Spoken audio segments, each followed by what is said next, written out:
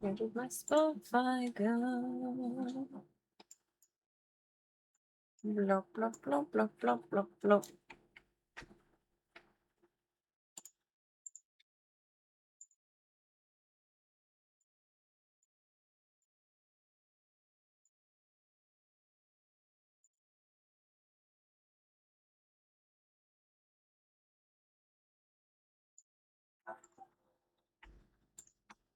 Good evening, Club Colts. It's Tuesday Games Night.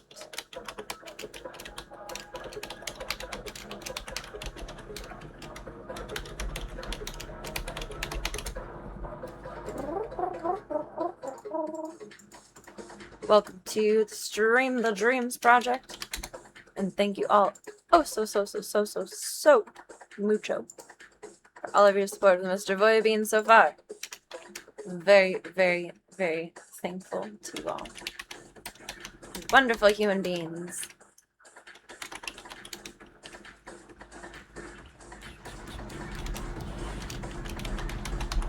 Discord, that's what I'm forgetting. I think there was something in Discord that I missed. Actually, let's pop in real quick.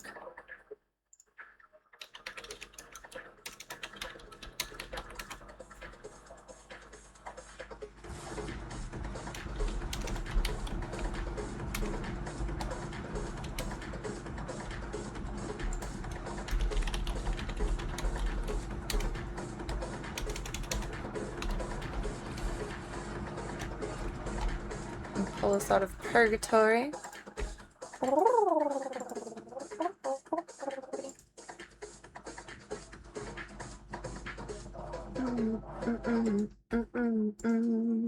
That was such a short song.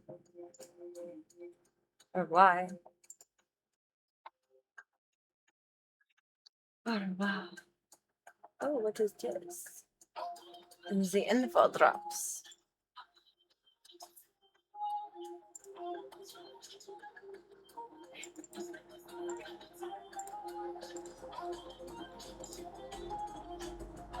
Here's some welcomes too. Welcome Hayden. Welcome Emma.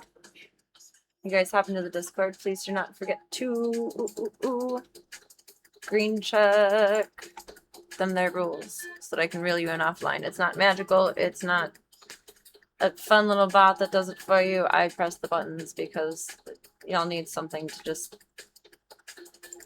enjoy in life, and I enjoy pressing buttons. What is this? Great diving beetle? Oh, this must be the water bug. I wonder if it is the same as what I'm thinking of. I don't know how I missed this. I didn't get a notie for it.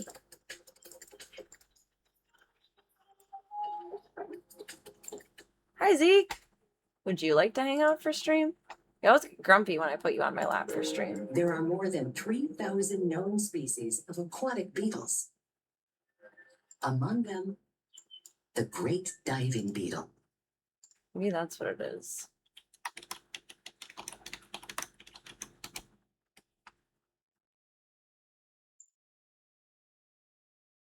I think this is the one that I'm thinking of. Literally just called a water bug. It bites your toes?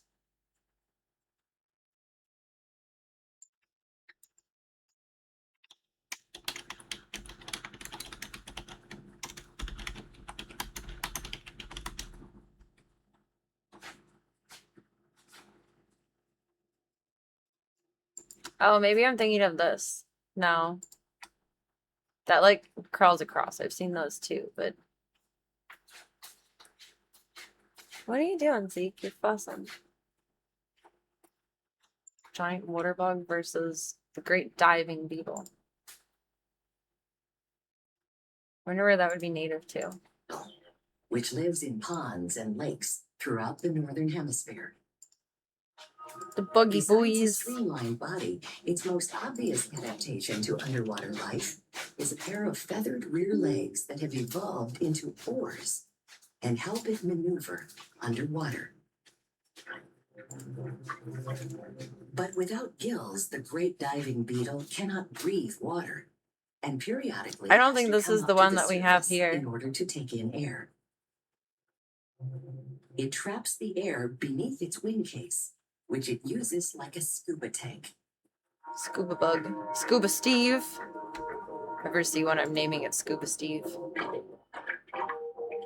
This bubble of air allows it to stay Bop, bop, submerged bop, for bop. about He bops 30 his mouth like a minutes. fishy. My lips are chapped. Good boy, Zeke. Like an underwater wolf, it hunts sick and weak water dwellers, and also eats carrion. Carrion. I always thought that was pronounced carry on. Mandibles. Like carry out, but carry on. It can inject digestive enzymes into its prey.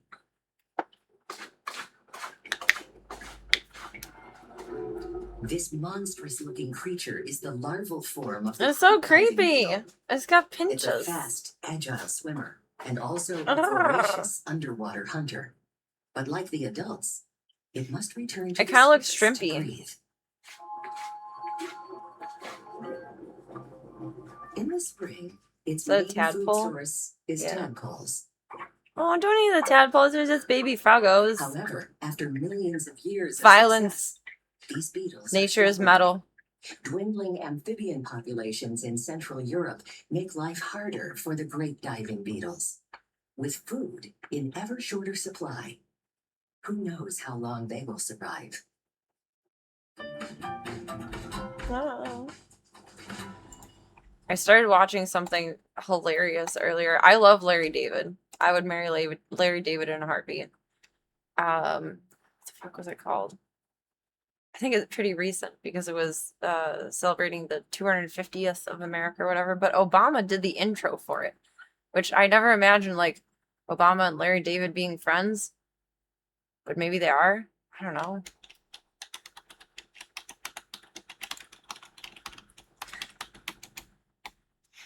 Are they friends?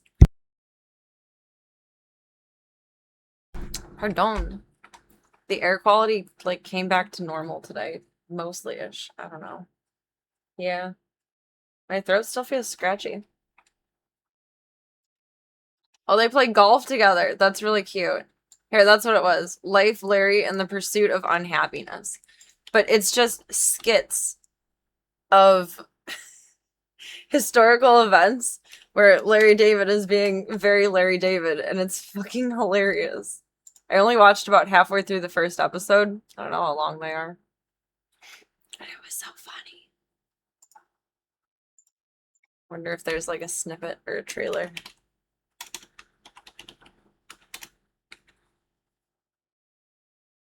Oh, it came out, oh, the trailer came out like a month ago. Where they were doing the first draft of the Declaration of Independence, and then one when they're, I believe, on like a World War II field, and then I think the third one in the first episode, because I stopped like halfway through, was him being Alexander Graham like a month ago.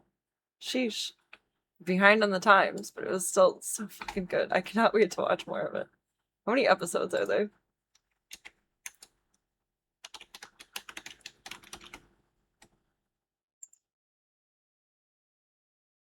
Will it be a quick watch or something that I can savor? Come on, IMDb.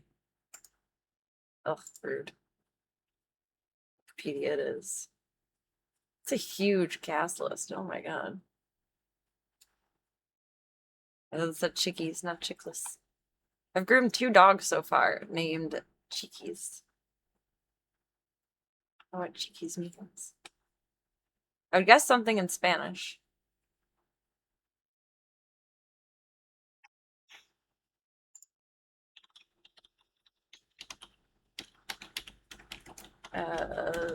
Spanish to English.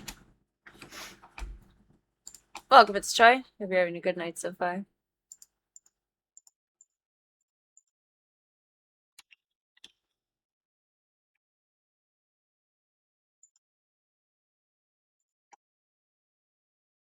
I guess there is no translation.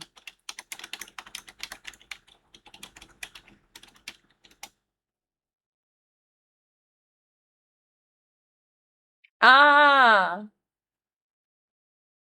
Its affectionate Spanish nickname derived from the word chico or chica, which means small or little one. Aww.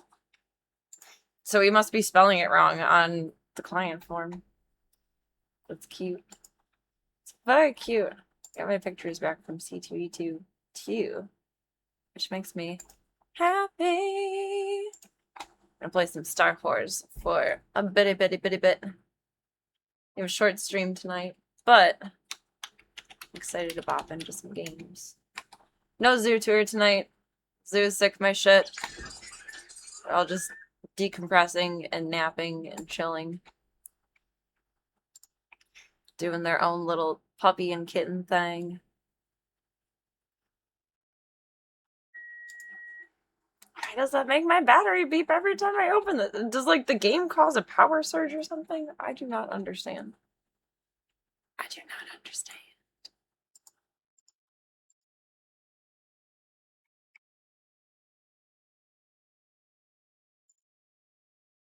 Fix this proper. Remove. I am a giant creature. Bloop, bloop, bloop. Do do do do do do do do do do do do do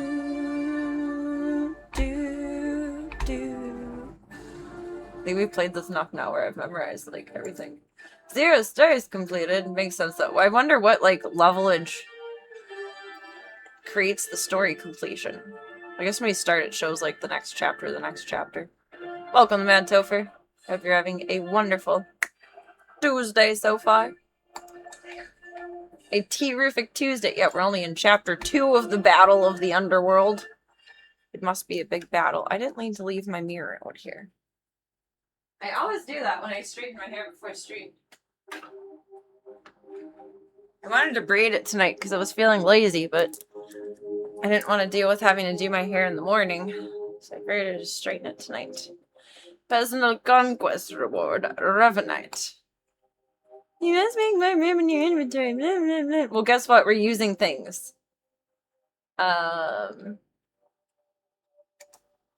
Let's do that. Can we, like, layer these? Oh my god. Hi, Zeke. Do you want lap time? You're being wild and crazy. Do you want your toy on? Let's put your toy on.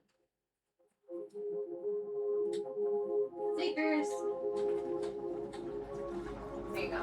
Gunther ate his food good. Yes! High five, Gunther. Boop. Or like head boop 5.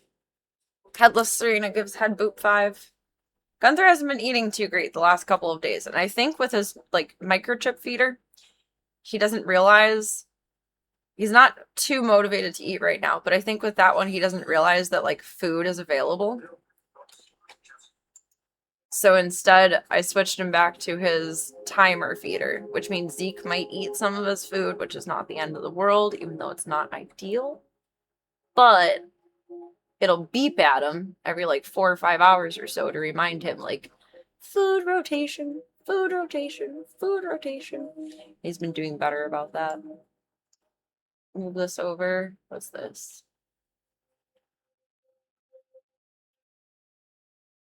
I don't think we want that yet. What's this? Put that over. Grade 8 diplomacy. I wish I had that in 8th grade. I wish. Not that I was a fish. I wish. Oh. Hey, thank you for the follow. Welcome to the club. Welcome to the cult. It's whatever you want it to be, baby. Just choose your own adventure, and thank you for taking the time to be here tonight. I don't know exactly what to use those for. I think it'll trigger a mission. Only one stim pack can be active at a time. Aw, you bastard. Med packs. Galactic Starfighter. Things. Can use one of those. That's for 60 minutes.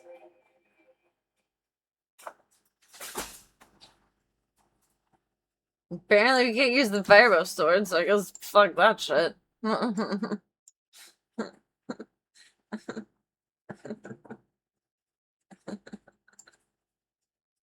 Oh, that would be good to have down there. Increase power based on your level and reduces all healing done by 20% last 15 seconds. If I can remember to use it.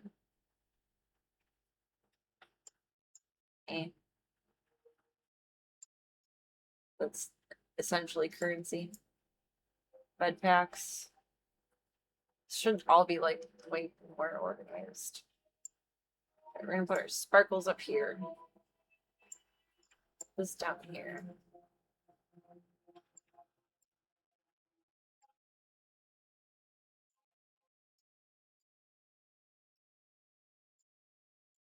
This doesn't really make sense, but it makes sense to me. What do I want to do with that one though? Trauma med pack. Can I have that IRL, please? That would be ideal. Fire plays. Fire plays. Welcome, Smoops. Hope you're having a wonderful Tuesday thus far. Oh wait, no, that's still healthies. Shiny triangle and healthies. Healthies, healthies. Essentially currency that's healthies.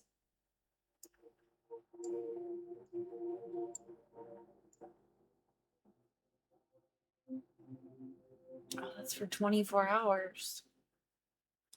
Can use that continuing into tomorrow. Theorizing without jinxing it. Knock on wood.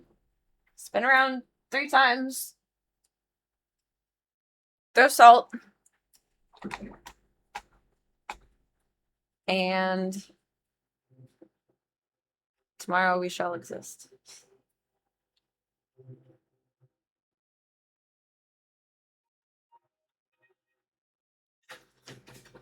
This is more currency based. This is not. This doesn't exactly make sense, but it makes a lot more sense now. With my sparkles. Glitter party. Ooh, sparkly, sparkly. Sparkly, sparkly. Sound of rain is so peaceful when it's not like a psychotic storm or hail. It's very nice and peaceful. Yay. Glad it's been nice. We are on Twitch tonight as well. Twitch has been our let me rephrase that. Tuesday has been our pretty consistent Twitch and Kick night, but where Friday used to be torture night in between the two, we're now moving torture night to Sunday, because I don't think I'll be streaming Fridays anymore. Or maybe I will. Depends on what happens tomorrow, I guess. I don't know. Infiltrate the ship depot command station. Depot. But it's more fun to say is depot.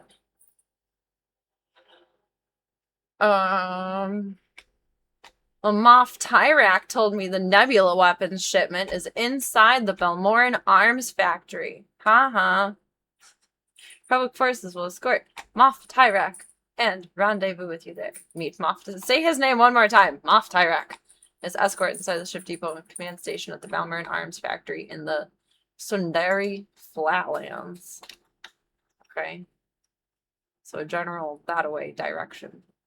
Why does the map have a break there? Can we not go across that way? Yeah, we'll see. Look around and find out. We go back up, do we suppose? Is that elevators? No.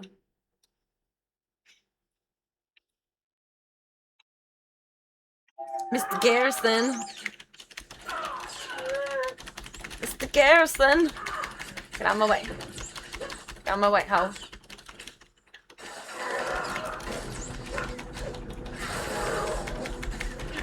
Alright, you're getting those guys, Chewie. I'm gonna focus on this guy. Merp, merp, merp, merp, merp, merp, merp, merp, merp, merp, merp, merp. Oh, I forgot to check on the dude pre-stream. I peeked in on the girls, but I didn't check on the dude. They traded rooms. So PB is back in her room with Claudia. No more tent fuckery. I had to bring up a dog crate, like a metal dog crate last night, because she still would not stop. And no matter what I did to reinforce, she was still taking down the tent. Because Claudia's like, oh my god, I want to play with my friend. Let me play with my friend. Damn it, Clement Schlemmet. So I swapped the rooms, and Doodle's in my bedroom now too. Because it's easier in the foster room, like PB and Claudia's room, or originally PB's room. The door opens outwards, so it's like counterproductive to try and do socialization that way. Like it's essentially blocking the hallway, which is stupid. So Doodle is in my room now. We actually took a little nap together earlier, and it was so sweet. It was the best little lay down of my life. Probably I've had better lay downs, but like I had such a peaceful 2-hour nap where everything was right again in the world, and I was so happy. I snuggled with Doodle in a bed. I was very happy. What are the girls doing right now? Aw. Peeps is on the couch. Being a little gremlin. She just looks like a little pillow. And Claudia, we can't even see except for like a little break in the table because she's on the table. Goofy. Doodle is I'm blue ba da ba dee da ba da. Because there's all the LED lights in my room. He's blending into the bed. Like he actually blends into the bedspread very much so. He's being so cute and good. I haven't taken a nap in so long and I missed it. Number one. And number two, it was so peaceful. I haven't gotten that good of sleep since I last napped with Voya. Like, I don't know. Doodle, I've said this a million times. Doodle does not replace him by any means, but he feels the same in my soul. And it was such a good nap. Welcome, Cyogenics.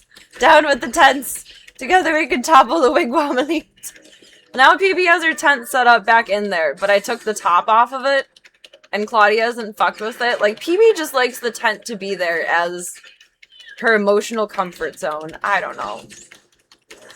Whenever either I secure the basement or she's big enough to be able to go wherever she wants on her own, I'm just gonna have to have, like, 3 tents around in the house, which is, like, as many tents as I have. She likes the tents. I don't know. I also got a while back, I still have it downstairs. I might do this instead. It would be a little bit cuter and kind of more insane. I got pictures back from C2E2 too. How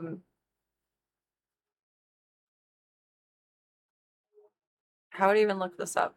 Did you guys have play tents when you were kids? Like they would go up with either like the same kind of, they wouldn't stake into the ground. They would be for like inside, but they would like go together either with PVC or just have like the little bar biddies like an actual like tent would have. Yeah, little pop-up tents. I have one for Voya that has like moon and stars on it. Like kind of like these.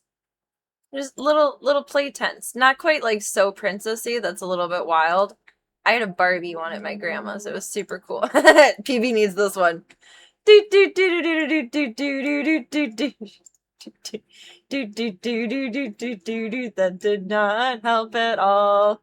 Maybe something like this, like downstairs, upstairs, and like I don't even know where else in the house, like in her room, something like this. Maybe in the future, so we're not doing like the crazy pop-up tents everywhere. Oh my god, I think my REM was like for the entirety of my nap. I slept 2 hours and 5 minutes. Yeah, I got an hour and 15 minutes of REM. Which I can sleep like 5 hours and not even get like 45 minutes of REM. And my heart rate went down super low. It was in like the 40s. It was very, very what I needed. It was delicious. PB needs this one. It's at IKEA. I mean, like, $25, $29 isn't bad, but that's a bit much. I don't know how much Voya's was. His just is blue with stars on it. But maybe I'll do something like that for her in the future. Because she really just seems to like a secluded area that's like hers. Get her a little lemonade stand. Ah, fuck off. What are we getting into here about our... What? Can't I just fuck around in peace? No, of course not, because you're mid-game. I loved my Barbie tent. It was my favorite thing ever. Used to do little sleepovers in it in the living room, but then get scared in the middle of the night because my grandma always told me to keep me out of like the cleaning supplies under the sink, that like a little man lived under there, like a little leprechaun creature. So I would get nervous in the middle of the night, like going out into the kitchen for a glass of water. Like, ah, okay, I need to go back in bed with grandma. I'm scared. I don't think we need any droid feet. But I think I'll get something like that for her, perhaps. Because it'll take up less space, and it'll look less, like, insane. Oh, these are, like, really... These are rich people tents. Never mind. Never mind.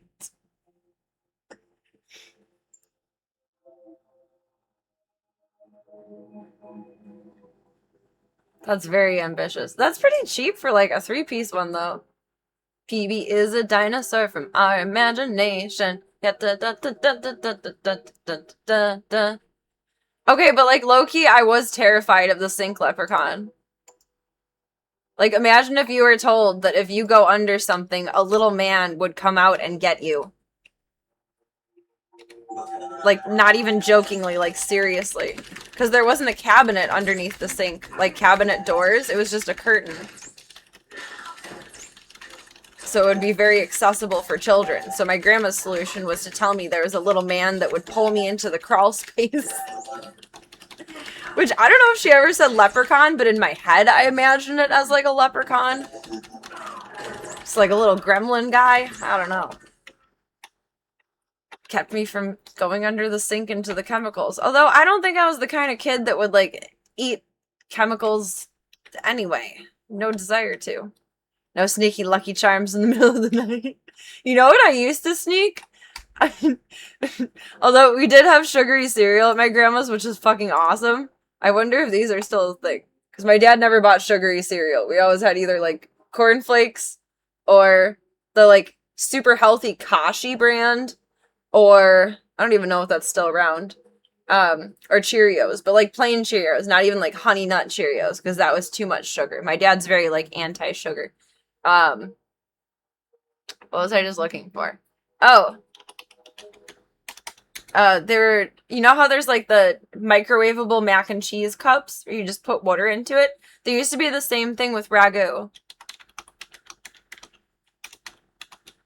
And I used to steal the sauce. Like in the middle of the night, I would get up and just squeeze the sauce out. Aww. They're discontinued after being phased out. Because I ate all the sauce. Yeah, Ragu Express. So my grandma would end up having like just only the noodles, and I would eat all of the sauce. I would get up in the middle of the night and squeeze the sauce. I love ragu sauce. I don't know why it's so good. It's like probably the worst over-the-counter spaghetti sauce, but missing out. Some chemicals are delicious. Well, I missed out by having the fear of not God, but the little leprechaun man put into me. Oh, those little mat cups are awesome. I used to make them all the time for my niece and nephew. And there's like little like minute rice heatables. There's a bunch of those that are available now. But I guess these don't exist anymore. Which is sad. But I loved squeezing the sauce. This was so good. It was so good. It was just so good. At some point before the end of the night, I want to look at my CTV2 photos. I forgot all about those. Am I like going up the wrong up? Like, will this up lead to that up? I don't think so. I think I did this wrong. Can I, like, safely jump down to that? Maybe? Ugda. Ugda, ugda, ugda. I loved the sauce for that. Like, that was my special middle of the night treat if I was munchy. Or my grandma always had Fannie Mae mint chocolates in the fridge, and those would be my middle of the night munchie too. Not like both at the same time though, because that's a weird flavor combination. It's the same as the normal ragu sauce. When I could still tolerate like tomato-based things, I would buy that. I would go out of my way to buy it. It tastes the exact same. It's like tangy, but it's sweeter than most sauces.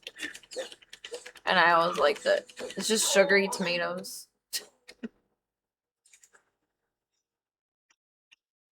Oh, no loot for you. Oh, there we go. There you go. Welcome, little dress. This tour is going as good as it's gonna go. For the perpetually lost, it's going as good as it's going to go. I think I need that up based on what the map looks like. I went the wrong way. If I'm not going the wrong way, it's not actually me playing. It does not hit the same to like eat it out of the jar or can. I can't remember what it comes in. Versus having the squeeze packets though.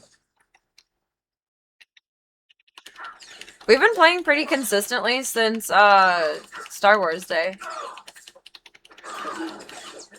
I bopped back into it just for funsies. I played it a little bit a couple years ago. Well, a few years ago. We bopped back into it just for funsies on Star Wars Day, and then I got myself addicted. I'm addicted to you. Heard you're doing okay. And I want you to know I'm addicted to you. Boudar!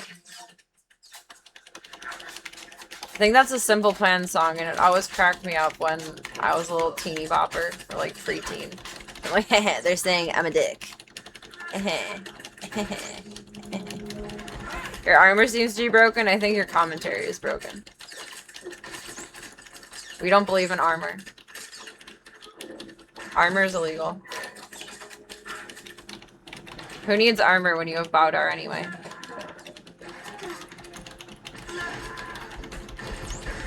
Rage baiting Star Wars. Is this what I'm going to become known for?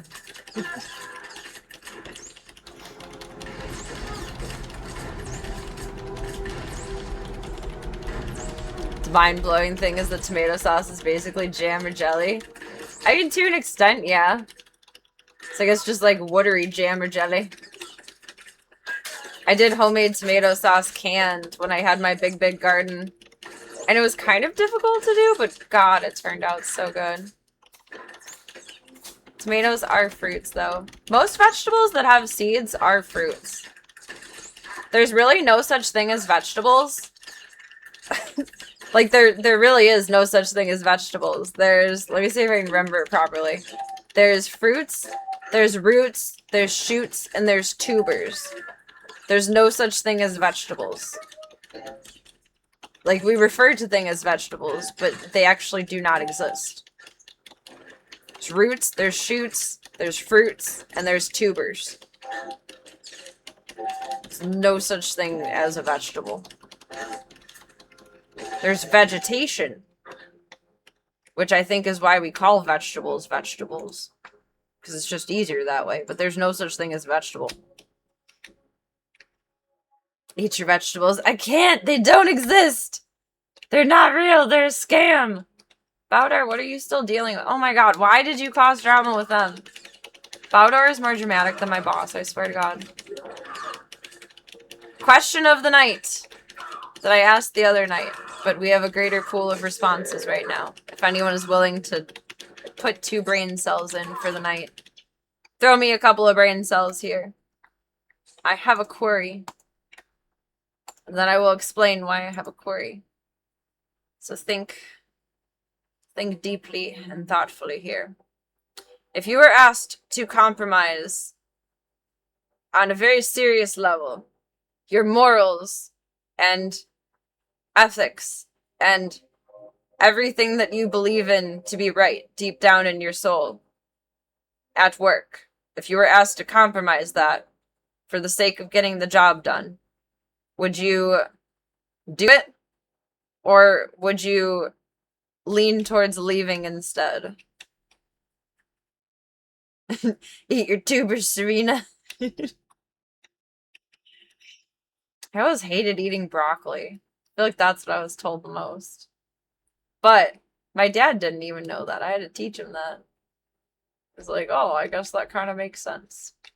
Not that he really cares.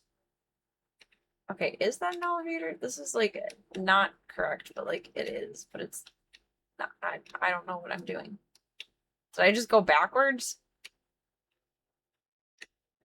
Like really, we're going. What?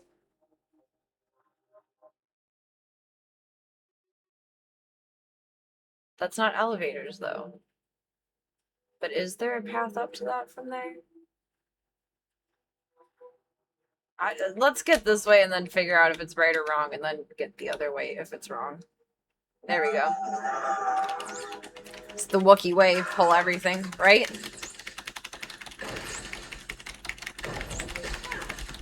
Guess it would depend on how seriously conflicted with your moral compass. Seriousness level 1000. If 1000 is the most serious and 0 is the most non-serious, we're at like a level at least 950 to 1000.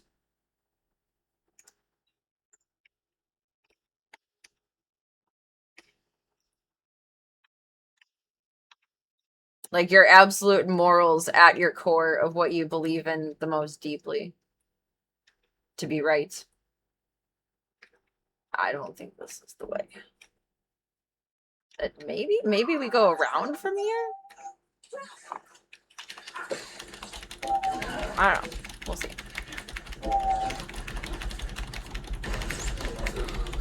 All I know is that I am a very sensitive little girly, and also my first instinct is say, fuck you, bye.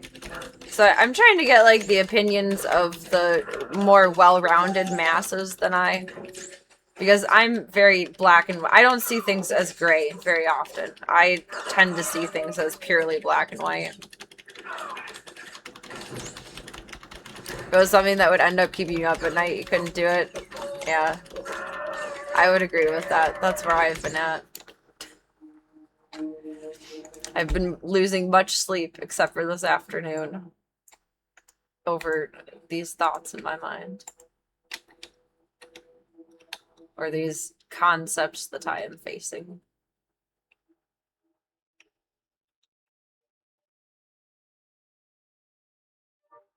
Like, there's certainly a gray area between right and wrong, but I don't think the gray area really exists here.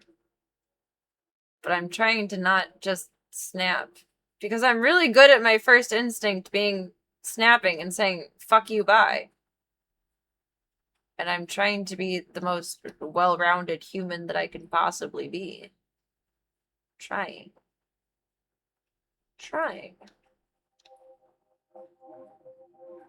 But I also kind of have tunnel vision when I have big feelings. I don't see, like, the full scope. I feel like men are better at seeing the full scope rather than tunneling into just one feeling. I'm pulling the masses. Polling the masses. I have curiosities.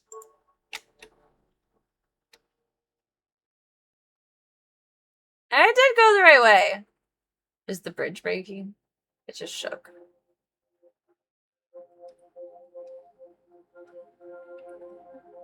Bowdar had too many Wookiee snacks. He's gonna break the bridge. The lower outpost. Hello, resistance soldiers. It's a pleasure to see you all. Whatever's all of this way. What path are we taking here? Near that eventually lead us to over there? I have a speeder, don't I?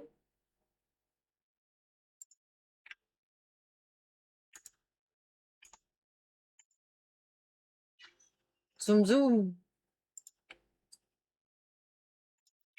Rewards. A crate of claimed login rewards. That's a very creative name. Way to go. Wait. Oh, I don't know. Somewhere. We'll find it when it is deemed necessary to need it. Can I fly over big rocks with it? Oh, nope. I really thought that would be possible. That was an ambitious thought. That was very ambitious. Oh, there's a fork ton of bad guys over there. No, you guys are fighting your battles. I don't want to be in your battles. Mother foosball. You're much stronger than me. Go away. Go away. Be gone. Is he using the force on me? Don't do that.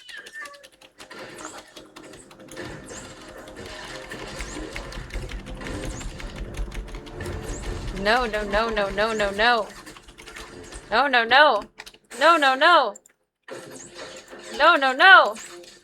I'm done. I should not have walked this way. But I did. Go back to flying. Go back to flying. Safety. Safety first. Protect me. Protect me, my people. My peopleese. Blurp, blurp, blurp, blurp, blurp, blurp, blurp, bleep. Okay, now we're not gonna try to fly over the mountaintops this time. That would be that way. Can we sneak and skirt around this way? You buddy. Take it. Do that. Knowledge is knowing a tomato is fruit. Wisdom is not putting them into a fruit salad. I mean, if they're really, really sweet tomatoes, it might actually be good in a fruit salad, depending on what fruits you combine it with. Like mango and pineapple salsa is really good, and that's tomato and whatchamacallit? Tomato and other fruit.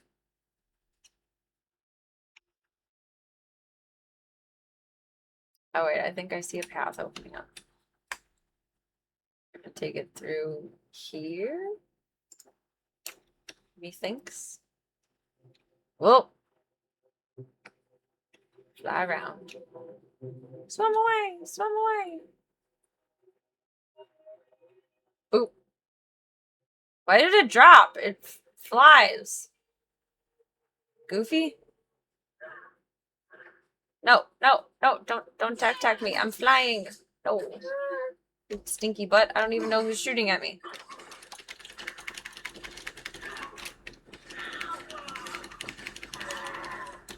Is my blaster rifle broken? Is that what it keeps telling me? Fuck.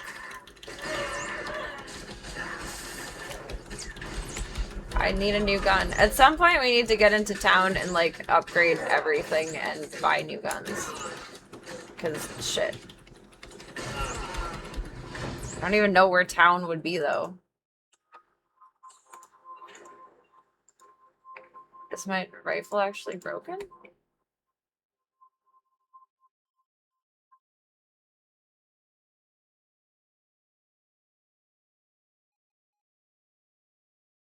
The other one I have needs more crystals, I think. I don't even know where I put it. This is why I don't organize things. I did get rid of my vibro sword. Sad. I need more crystals for that one.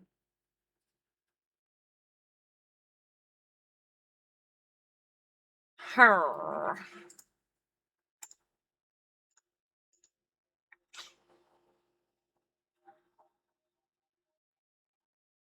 Tiny. Biggie. Tiny. I feel like I should be much more aligned with the good. We've made a lot of good choices.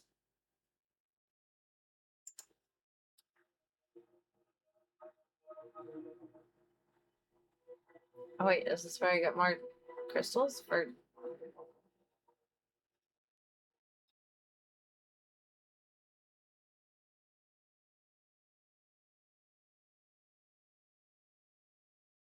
I don't know. Let's buy one and see what happens.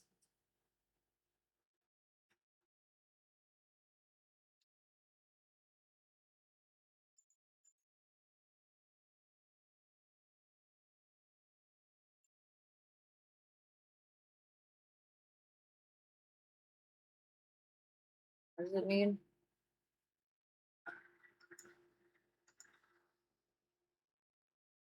Green color crystal. Where did I just go for that?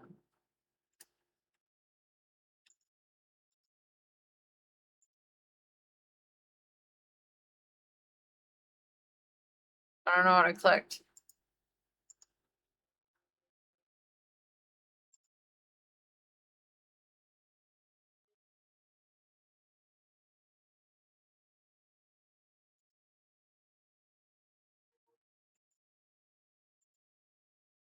How did I get to that screen?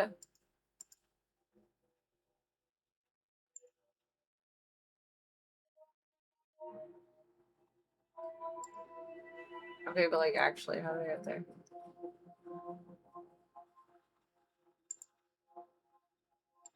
Oh. There's something that I just clicked at random through here.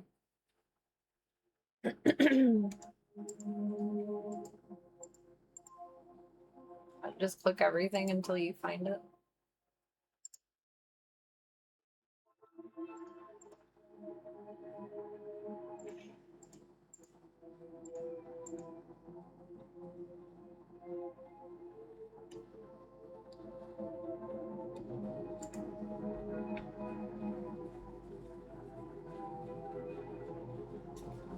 I feel like that would just add color instead of.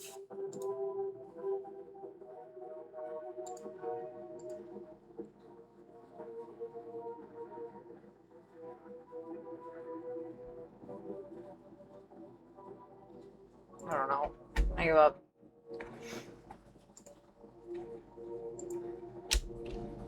It's somewhere in there. It'll come back to me when it is necessary. But, wait. Under there? Mm.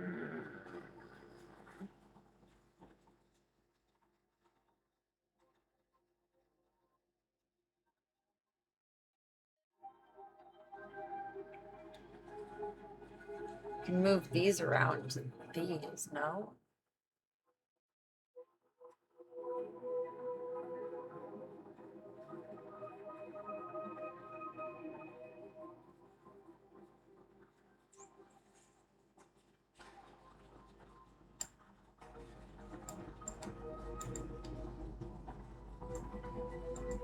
Oh, I guess not.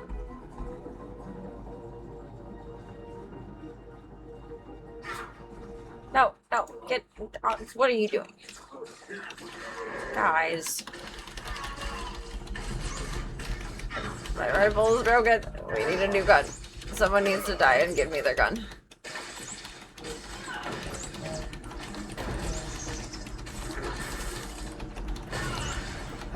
Trouble, trouble, trouble.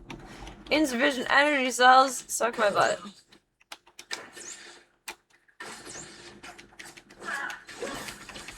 No gun run.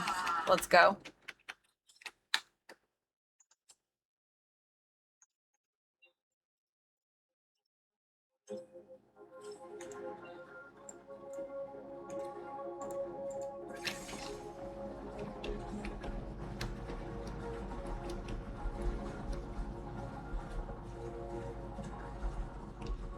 This is gonna be like an abyss.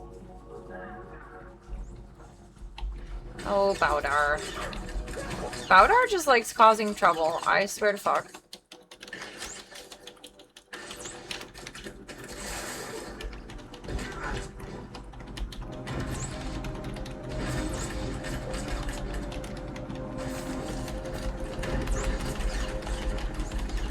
I wonder when my gun broke.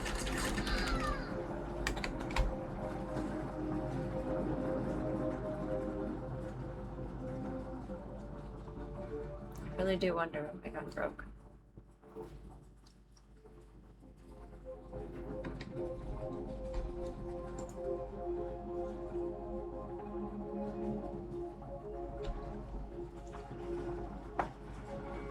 I like how I get a choice for my revivery.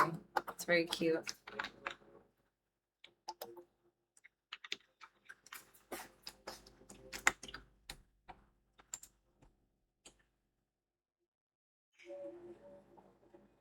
feel like they improved the timing of like the med regeneration though.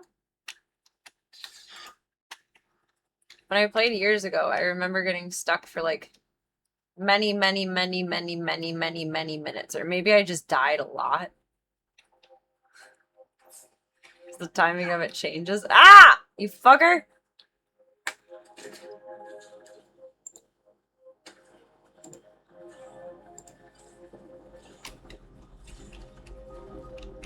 Get him, Bowder!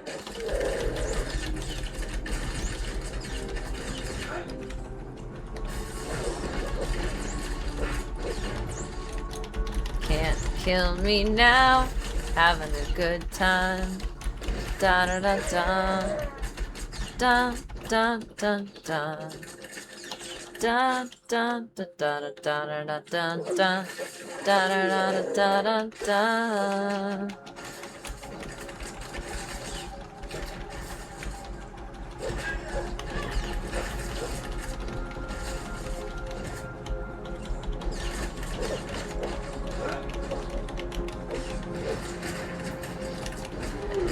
Rifle is broken. You cannot use the broken rifle. Like, it does damage still? Maybe this is just Bowdar hurting it. I don't know. That's for a more less mentally present / less mentally distracted Serena. I'm here, but all I can do is think about tomorrow. Am I gonna fall down? No. Bloop. Bloop. Bloop, bloop, bloop.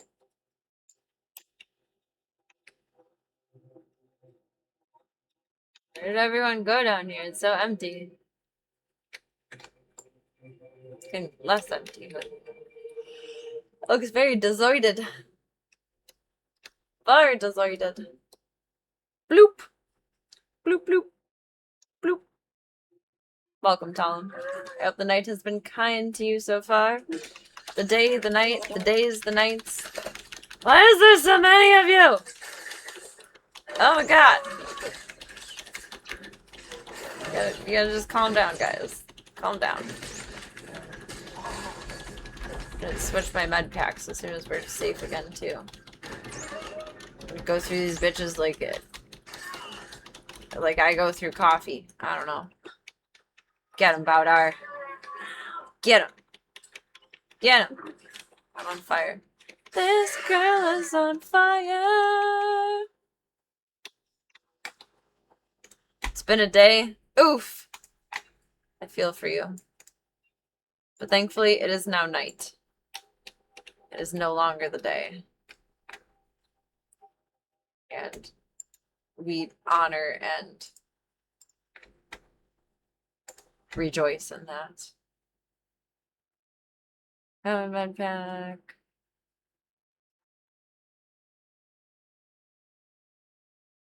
I only have one more, like, little baby bitch med pack.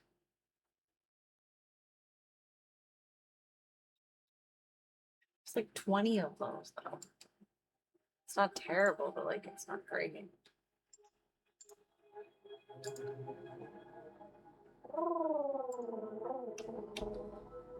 I've just started using the med packs. I think last stream. Are these the crystals that I need for the stupid weapons? I think they are. Oh, just jump over it. It's a fucking rock. I can climb over that. Come on now. Oh, it requires archaeology. Well, I'm not Lara Croft. Sorry. Crystal still brought me to my destination, though, so therefore I cannot complain. I think. Are you gonna open? What do I need to do to open you?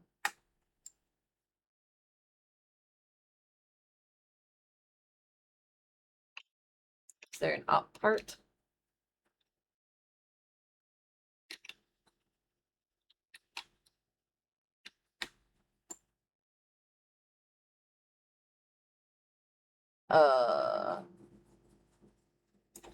Or is there a side part that I'm missing? Sometimes I don't see around corners. No. Open sesame. Or not.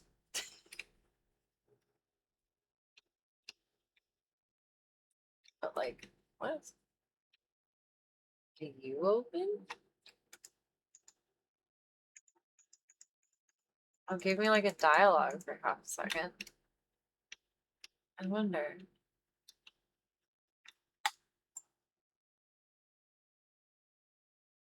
Do we need to be up? How would one even go up?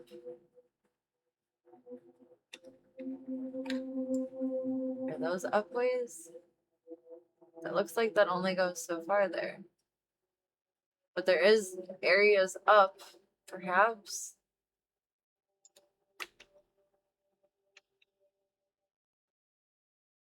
None of that song stuck in my head.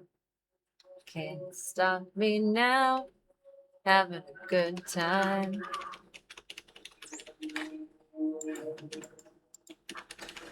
And the gun is null and void. That needs to be rectified whenever we get to some kind of town of some sort. I think there's vendors wherever we end up with transports. So as long as we get to a transport at some point, it should be able to fix it. I think.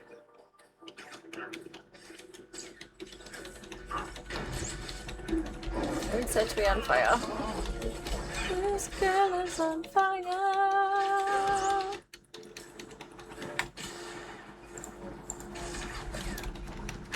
Yeah, it's a baby bitch med pack. It is a baby. It is a baby.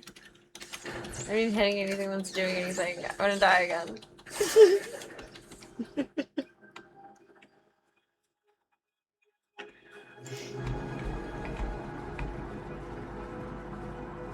It's just torture night round 2.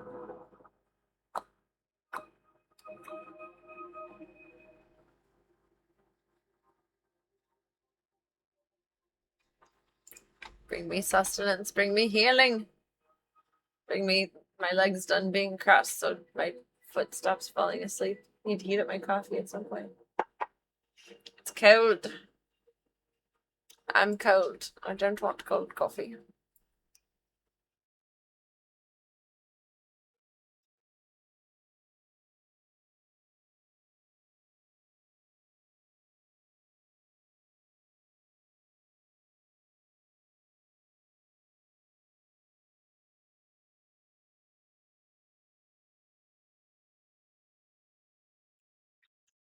Revive. A medical journey has been dispatched. Excuse me.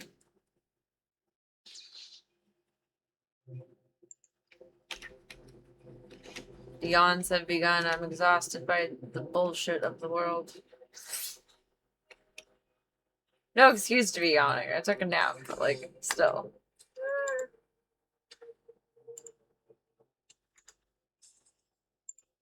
Really does not do shit. They're kind of just trash. That's the map. I'm the map. I'm the map. I'm the map. I'm the map. I think I just want to eat those out of there.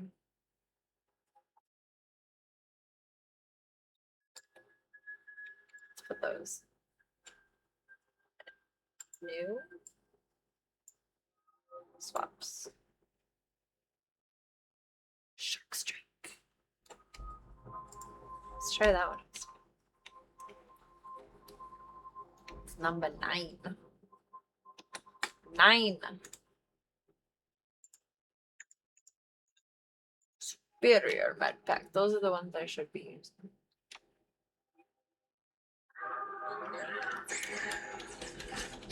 Shock Strike. Ka-cha!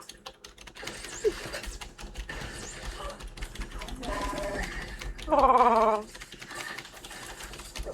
I like how I instinctively respond to Bowdar like I do to the cats. Like when the cats meow, I meow back.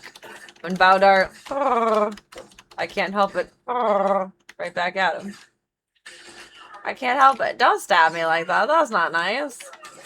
That's not cool at all, man. No way, Jose.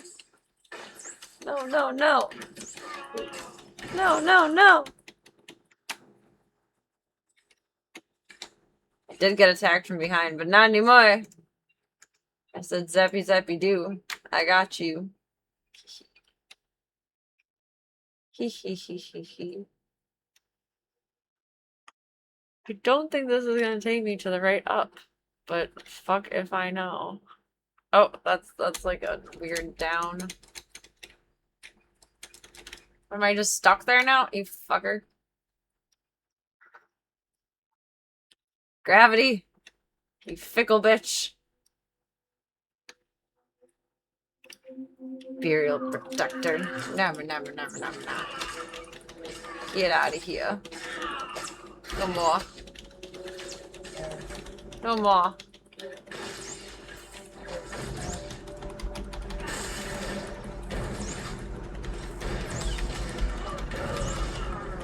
Protect and defend this mother trucker.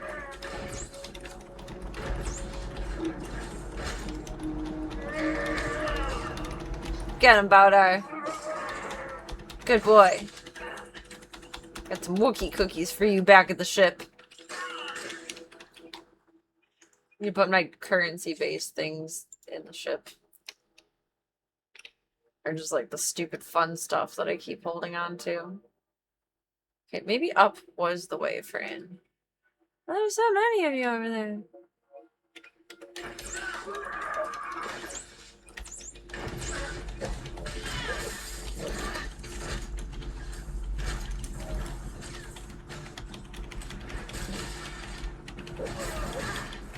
Damn, gravity reminds me of all of the times I've like wiped out when I lived at my dad's house. Like as a kid and a teenager. I don't remember what I was doing one day, but there's some point in time where I just like, I sock slide and I wiped the fuck out. And my dad's just like, physics is not friendly to you. Like in the most just... I don't want to say blunt. But like in just the most commentary kind of way of saying. Like it wasn't even insulting. Just, physics is not your friend, is it? Physics is not kind to you. No, it is not. Physics and I do not get along.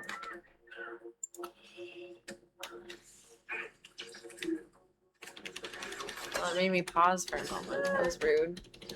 Why is my rifle broken? No, no, no, no. No, no, no.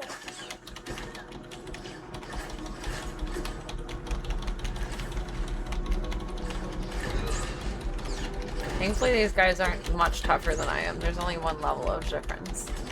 I feel like you enjoy a Wookiee cookie, but I expect they're hairy. What do you think a Wookiee cookie would be made out of? I feel like it would be a mix between, like... I don't know, I feel like it would be like a blondie, but with, like, a bunch of nuts in it. And, like, chocolate swirls. Although, to be fair, any baked goods in my house are possibly fluffy. Just ask Talum.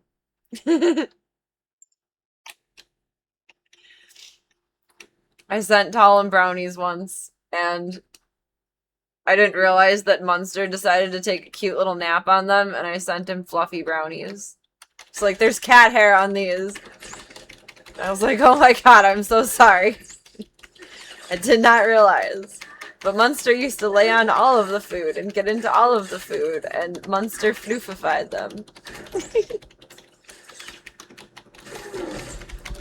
Oh no, I feel like Wookiee cookies would be like some kind of brownie, but with, I want to call it dog chow, and it's not.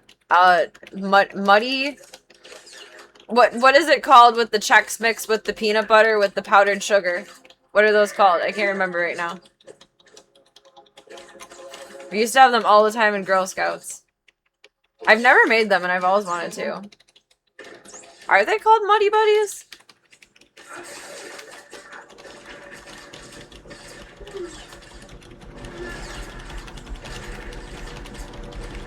What is that called?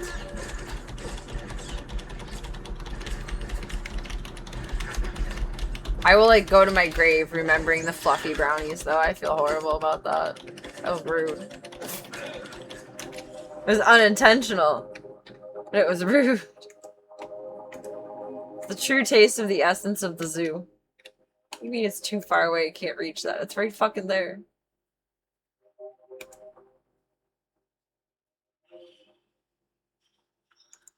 Give to your companion.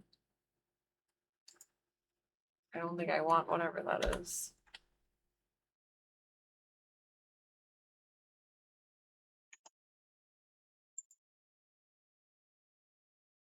Where'd it go? Now my inventory is all of a mess. So when I need IRL, a superior resolve stim. Stim pack is a medical device used to enhance physical or mental attributes. I need that IRL.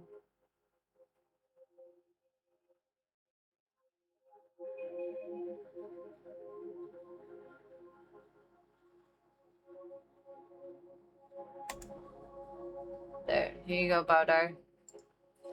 Get you a Prezi. Get you a Prezi. Just thinking they would hand mix. Apparently Wookiee cookies are already a thing courtesy of Disney Hollywood Studios in Florida. The big oatmeal cream cookies, sandwich cookies? That's not what I would imagine them to be. Like, I bet they're good. I actually really like oatmeal cookies. I know most people don't, but I love oatmeal cookies. I think they're delicious.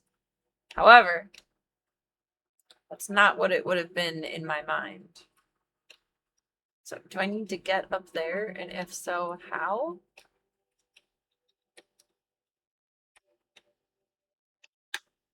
Would that be the door? Can I just hop down to that? I don't think so. I feel like the door is below where I was, but it wouldn't open.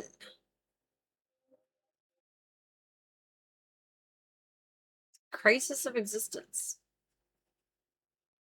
And I already know my speeder can't go over all of this. I don't think I can jump that far.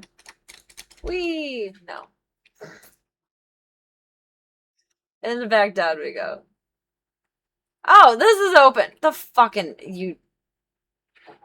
I just needed to go one door over. They would definitely end up Slavka in hand. Slavka goes wherever the fuck she wants. Yesterday I woke up and she was in here.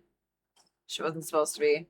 Today I woke up and she was in here. She wasn't supposed to be. Slavka is just a woman of wherever she wants to go at this point in time. I still have to feed the dogs after stream because I'm taking everything late-ish. I mean, like 10:30 feeding time, so like late. I don't know, but they ate late this morning because I was doing swaps for Doodle and Claudia and Peebs. I know he cleaned up all the cords yesterday, but I was still getting paranoid about the ones that were still out that needed to stay out. Like, it was just pervasive in my mind, and I couldn't stop. So I just swapped the rooms. And, like, realistically, it works better that way. So that the in-opening door, the in-swing door, allows Doodle to socialize more. So the kitties are still in all their own spaces. They're doing their own kitty things. Oh, you fuckers. Fucking fuckers of fuckery. The madness you bestow upon me. Begone. Begone, thought. Let's use one of those.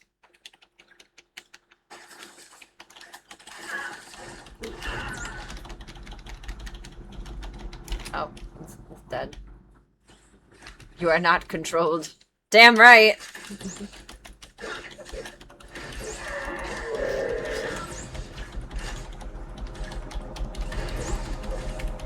It was a memorable time. Something that I will never forget. It was embarrassing.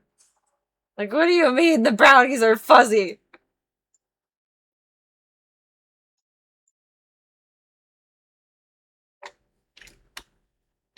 Courtesy of Munster. It's just the zoo sending you all their extra love, you know? It was a snack of endearment. I just didn't know that before I sent them.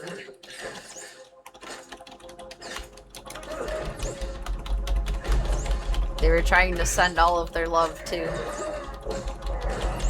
Slavka moves like slime and gets through whatever space she can. You're not wrong. Doodle too, actually. I was shocked. Earlier I had one of like the hallway doors closed and he managed to get around it.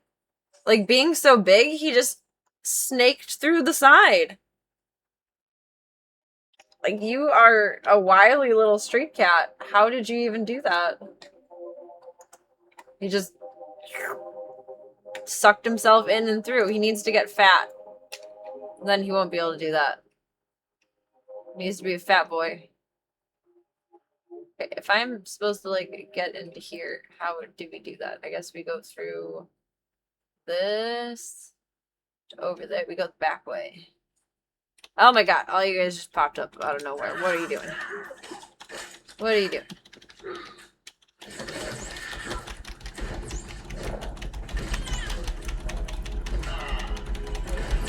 Rude little stinkies.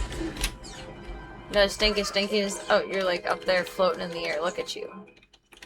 You're so funny and silly and not what I want to deal with right now. Get him, Baudar. Sick him, boy. He is a skinny fat cat right now. He needs to get chunky. I did start switching his food back to adult food today, and he's doing well with it in his tummy so far. So he really is either allergic or sensitive to salmon, which is wild. I feel like once street cats become indoor cats, they get so finicky. And their body just doesn't process like whatever garbage they used to eat before. It just all becomes a big sensitive process.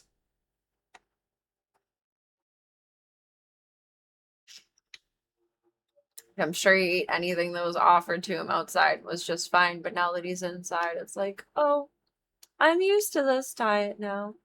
I can only eat that. I have a salmon sensitivity.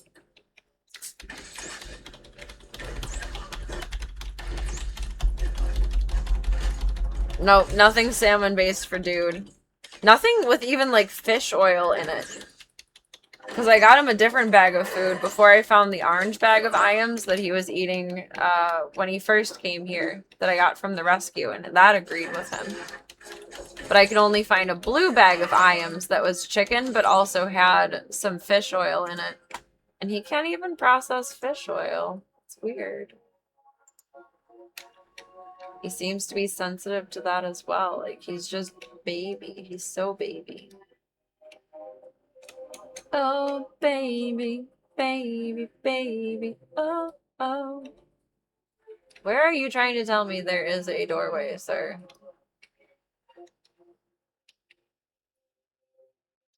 It is dark over here. Does that mean it's up a level?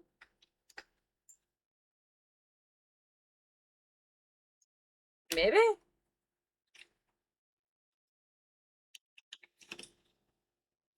Yes. Let's go across the corridor above. As above, so below. But only above. Nothing salmon-y for Doodle. I don't know if he can tolerate beef. Or like other normal non-fish meats. But he definitely cannot tolerate salmon. And I would guess not other fish stuff too. Because when I gave him canned food, I thought he was just being sensitive. That did not agree with him either. He's my little piggy baby. Which, thankfully, because Charlie's fat, all the big zoo is kind of on, like, a diet. They're back on a feeding schedule. Like, when Marbles was fat, or when we attempted to defat Marbles, which really never worked for anything at all. But they're on a feeding schedule again. They only get their bowls for so long, supervised. So it'll be fine that he eats different food, but I bet Charlie will try to get in on it. And Void, too. Void likes her food, but she didn't get super fat like Charlie. She's just a little chonk.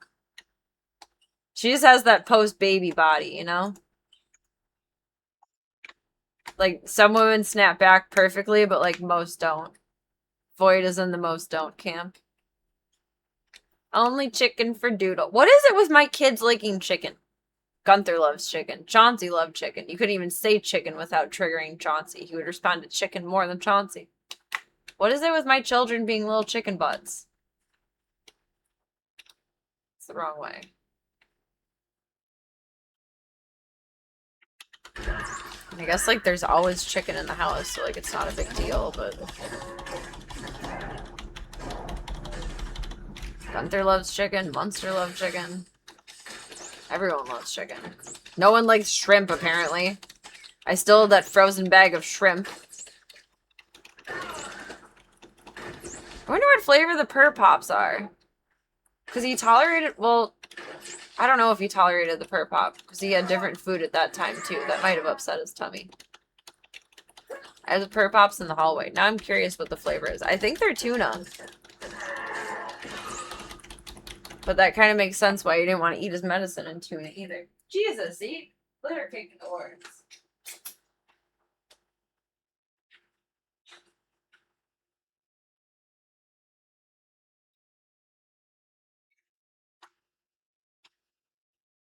I don't know, these are tuna. But he tolerated it okay. I don't know. We're gonna wait until he's at a healthy weight before I try giving him another Purr Pop. But I think there's chicken Purr Pops. I think they have multiple flavors. Oops. That's not what I wanted.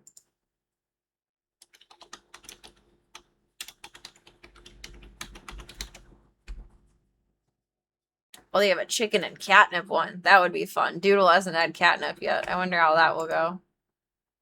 Got the C2E2 pictures. Are we in a safe spot?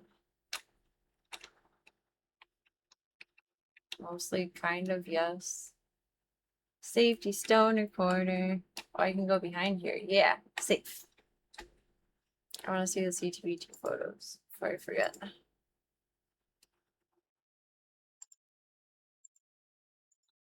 Why you be stubborn with me? There. I don't like that you have to, like, expand this to open messages. It's stupid. I also wish you wouldn't use these on, like, a Google Drive. Ah. I love this cosplay. Obviously not me. I do appreciate that he's, like, condensing his own energy this time around and not making separate albums for everyone. They just all go together. Yeehaw, Harley! I like how this one turned out. I really like that cosplay. I'm gonna save that one. Little Marble Man Serena. I couldn't stop doing the Marble Man pose. He always gets the best pictures of me smiling. There should be the shoot that I recorded on here. I was so tired then. I feel like these are all going to turn out wonky. I'm a moose. My hair was so dark then. I felt like it was so, like, light and red, but it was still so dark there. All these turned out pretty cool. I have, like, tired face on, though. I look so serious. There. Now I'm starting to get my expressions. That one turned out cute. Yeah, that was when I was, like, just ready to, like, take a nap in the hallway. Being awkward. They turned out okay. I'm making the same face in every picture, and I hate when I do that in shoots. Okay, now I'm not there, but...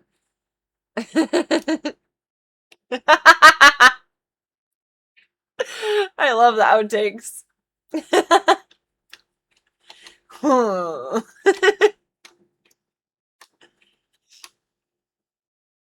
I need like energy to shoot. That's what his brother was telling me to do, the superhero pose. I'm like, I don't know how to do that.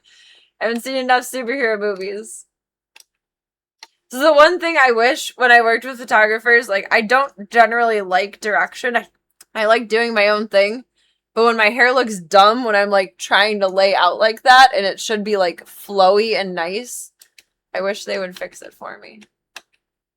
That's okay. That one turned out well. I like it. My hair doesn't look stupid. That one turned out cool. I'm trying not to laugh though. This will be the number one photo that I post everywhere. My precious. My Spider-Man. Those turned out good up there though. I felt like I was gonna fall. But it went well. Cheese. I look so tired though. That one I like. I really do like these. I'm just being overly critical of my face. Because that was Eepy. Eepy Goyle. That one turned out really cute. I really thought my hair was a lot more red then, though. This color probably would have, like, worked way better. It's more MJ. But that's okay. I was lazy. I could have worn a wig. Look at that nose. That big Polish nose. The schnoz.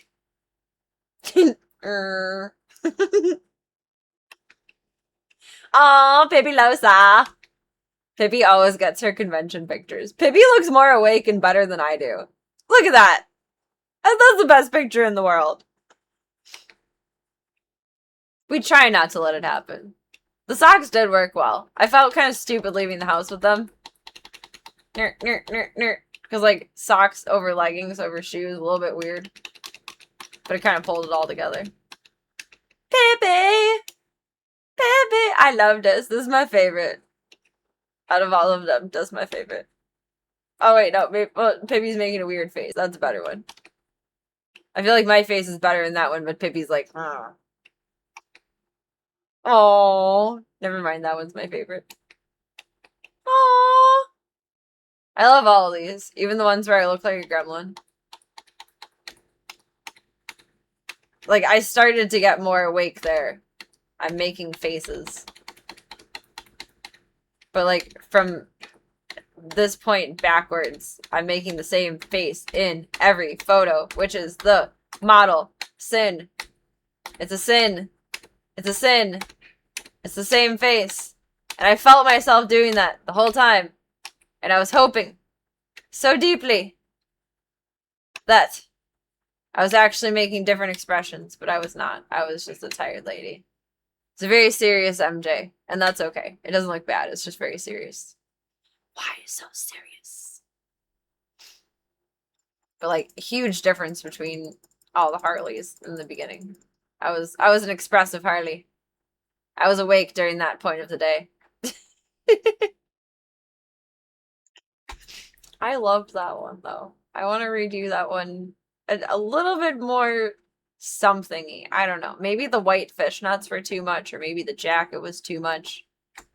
Maybe it needs more accessories, or like maybe the red belt was too much. Something about it is not perfect, but I think that's one of my new favorite Harleys. Pippi is the most photogenic ever, even being a little pirate. I like how those turned out. I might yassify my face into a little bit more expressions before I post them anywhere, but otherwise they don't need any editing. I love the pictures he takes. He's such a good photographer. He's my favorite photographer to work with, honestly. It never feels like pressured to look a certain way, which when you're making tired face, maybe it should. But it's so relaxing and easygoing to work with him. He my favorite.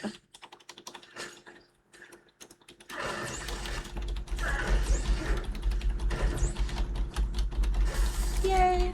I have to send big thank yous for those later. Loot. Loot, you sloot. Superior medpack. Where do you want me to go forward from there? What?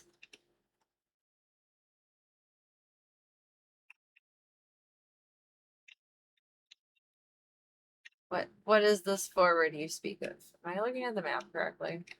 I can't jump over that. Crazy? Too crazy? Dude! Like, is that what's supposed to be correct?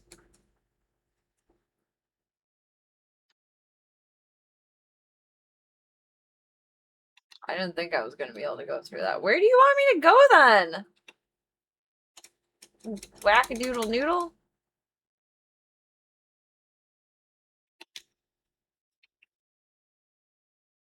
I don't understand you.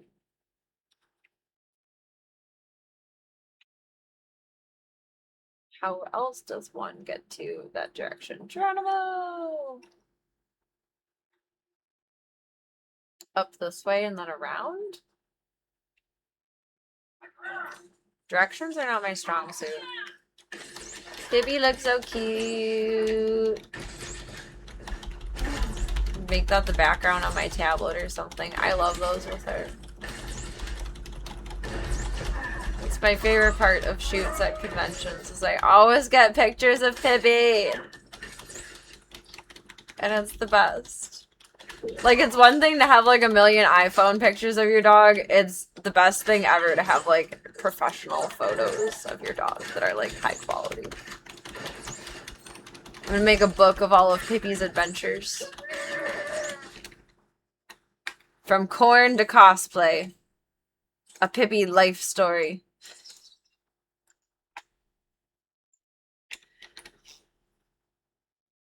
I read that as emotionally challenged Serena, not directionally challenged Serena. If I wasn't directionally challenged, really, what would I be in life?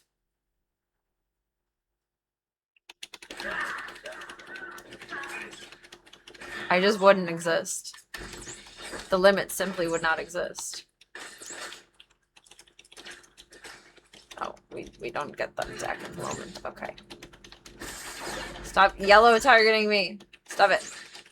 Stop it. Stop it. Not cool, man. It's not cool.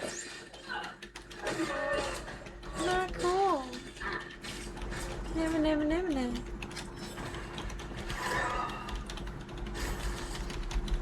Zappy, zappy, zoo, ba da da ba boo. Ba da da da da. Da da da da da. Da da da. Da da da da da da. Da da da da da da. Why is Scooby-Doo in my head now? There's the goddamn door. I chimed in with a haven't you people ever heard of? Opening the goddamn door now. Thank you. There we go.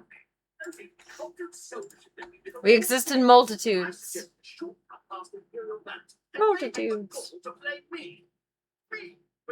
I've had Scooby-Doo stuff stuck in my head ever since the day before yesterday, when it was revealed by Cyogenics that the Hound of Baskervilles and most Sherlock Holmes stories are essentially just Scooby-Doo. In a Scooby-Doo mindset.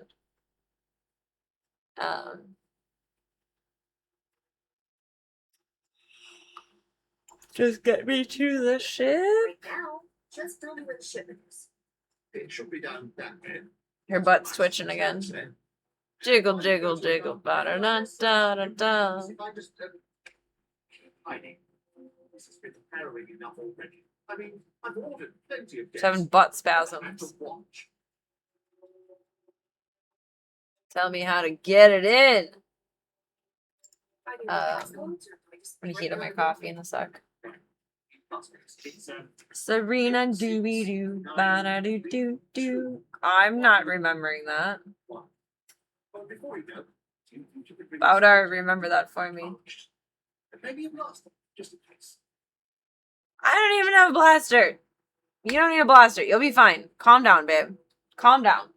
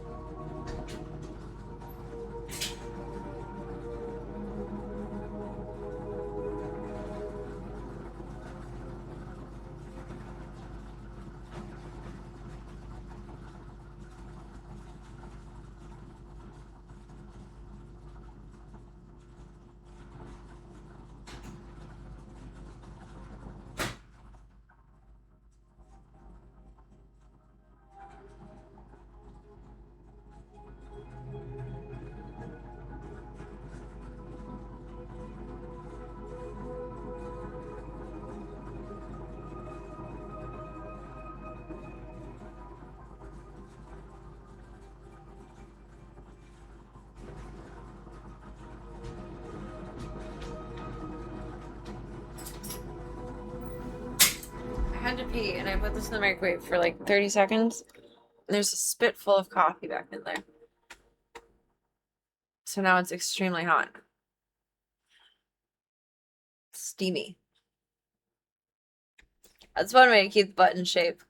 I actually do that quite often without like realizing it. Like tighten and loosen my butt cheek while I'm standing.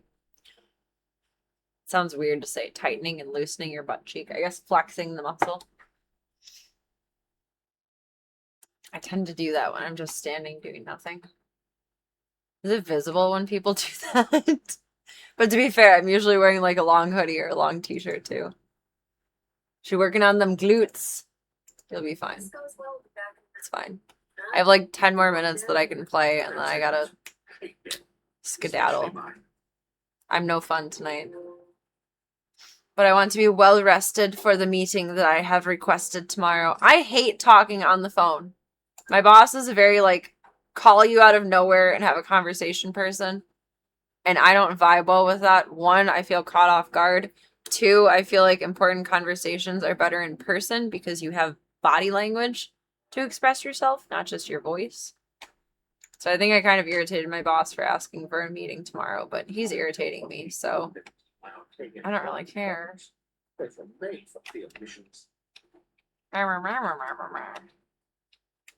does it want me to go now?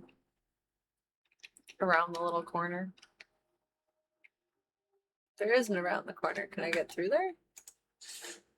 Door is locked. Oh. There's a thing to unlock it. Don't get the hiccups. Ow! Hiccups suck.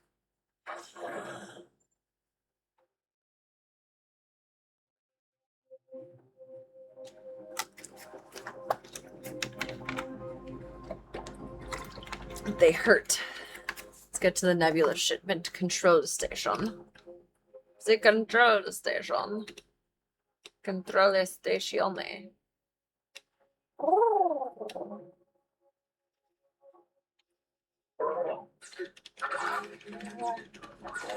Take that droid. And that. And that. Imperial logistics droid. Oh my god, there's like 5 enemies at once. Why? It's not okay.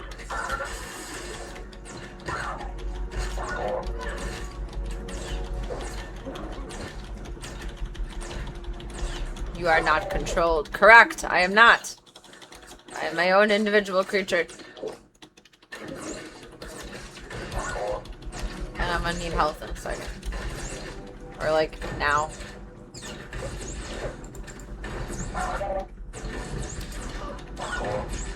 Swim away! Swim away! Oh, no swimming away. Only death. Not OnlyFans, just only death.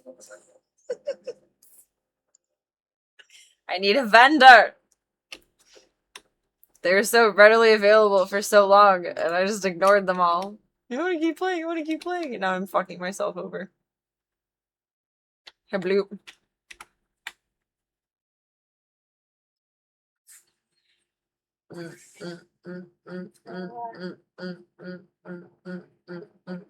Companion gifts, but I have no more room! We have to get to the ship for that. Heal me, Bowdar. Heal me. Just start waking up in the middle of the night and hearing that. Just booping around in your mind.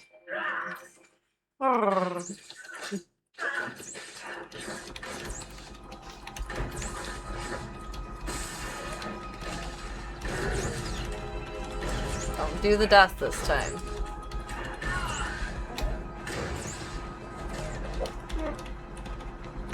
Boosty boost. No, target the motherfucker.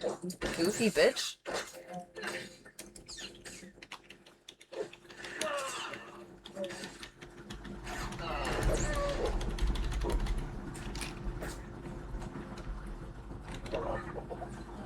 Blurp, blurp, blurp, blurp, blurp, blurp, blurp. Heal, heal, heal, heal. Safety corner.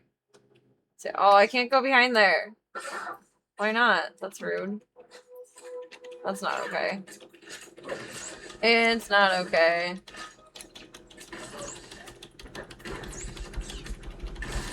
I might die again. It seems pretty realistic. No, why are you there? Let a bitch back off. Just let a bitch back off. Get away from me! Oh no, that's not a good corner.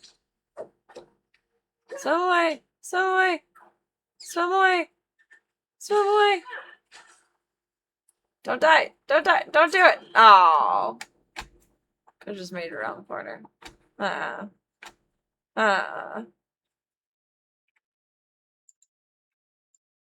Is that the preferred Serena wake-up sound? Just, not all of my 1,000 alarms going off. It's like actually insane how many alarms it takes to wake me up. My brain just ignores them until so many go off, and then we awaken.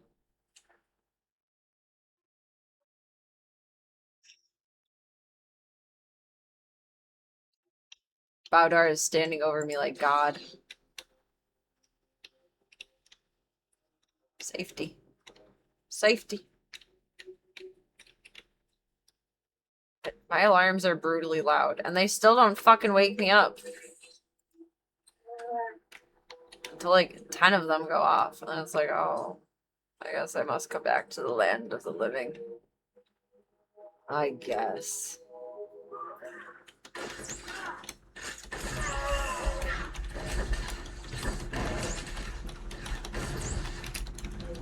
We're gonna go back to back and forth.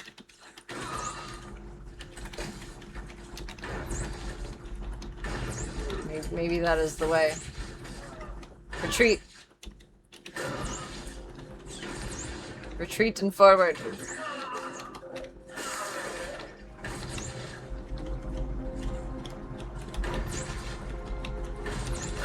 That's my only option right now? That's rude.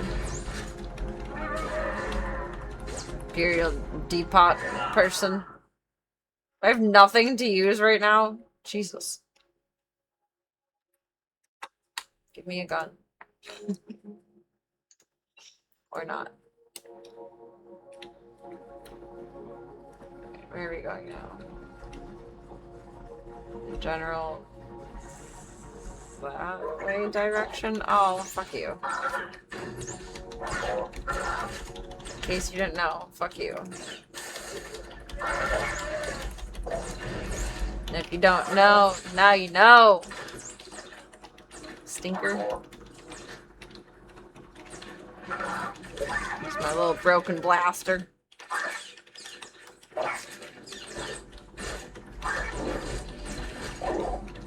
Zappy zappy doo.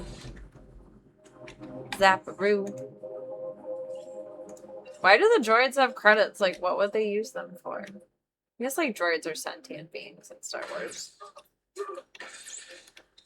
Just seems a bit nonsensical, in my opinion.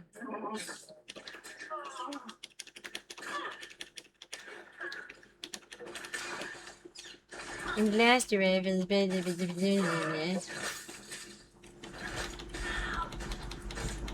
Ow! Her ow sound is funny to me, and it shouldn't be because that's like not nice, but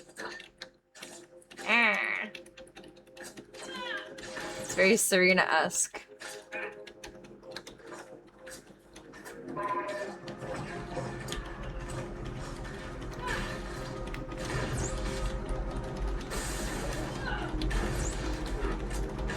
Stop going behind me. I have a system. Don't interrupt my system. That should take one. Yes. Yes.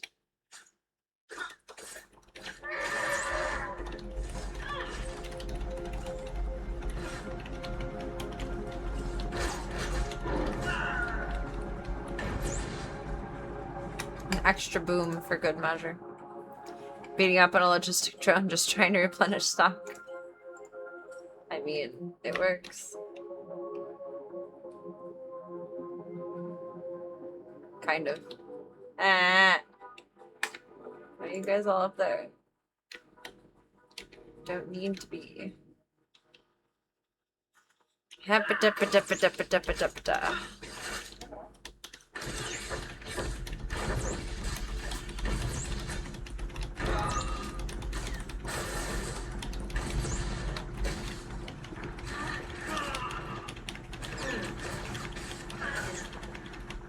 Even though it's broken, at least it does a little bit of damage. I wonder how and when it broke. I was not paying attention to that at all. I guess I'm targeting you? Since when?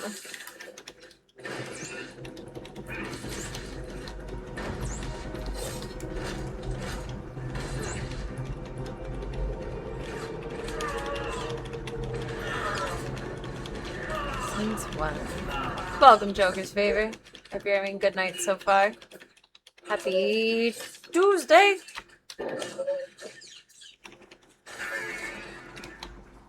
Done for. Yes, heal me, Bowdar. Good boy. Good boy.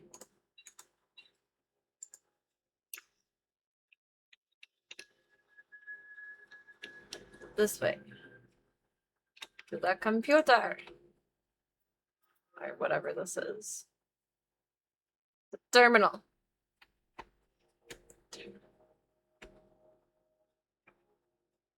Thought it said send hugs. I must choose the Jedi way.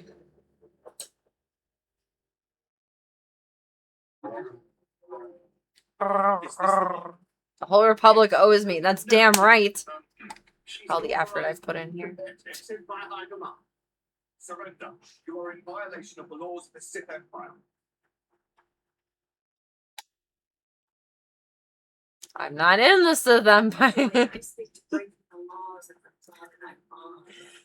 very Serena response. The Sith Empire. The word of the Emperor is law. It's my fault. I was being helpful. Makes it sound like I'm maiming Club Cult. I don't mean to maim Club Cult. Club Cult, am I maiming you? Oh no. Is that a boomer?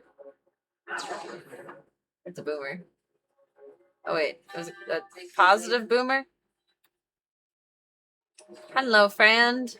Oh no. Okay, battle before bed. Let's go.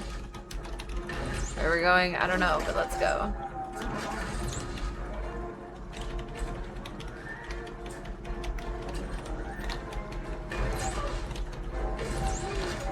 special tactics ranger. He's a little bit of a lot more stronger than I am. Oh no. Oh no. Oh no. I'm literally blowing up nothing.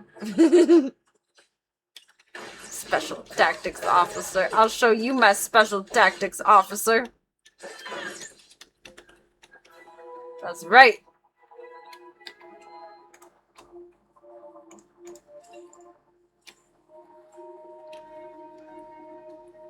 You are lootable.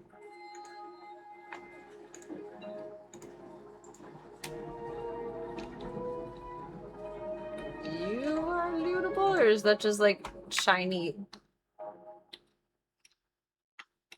machine? I guess that's just shiny machine. I don't know. That you I speaketh to. Speak. Roof. I Roof, saved roof. her life. In return, I demand you turn over Lofton.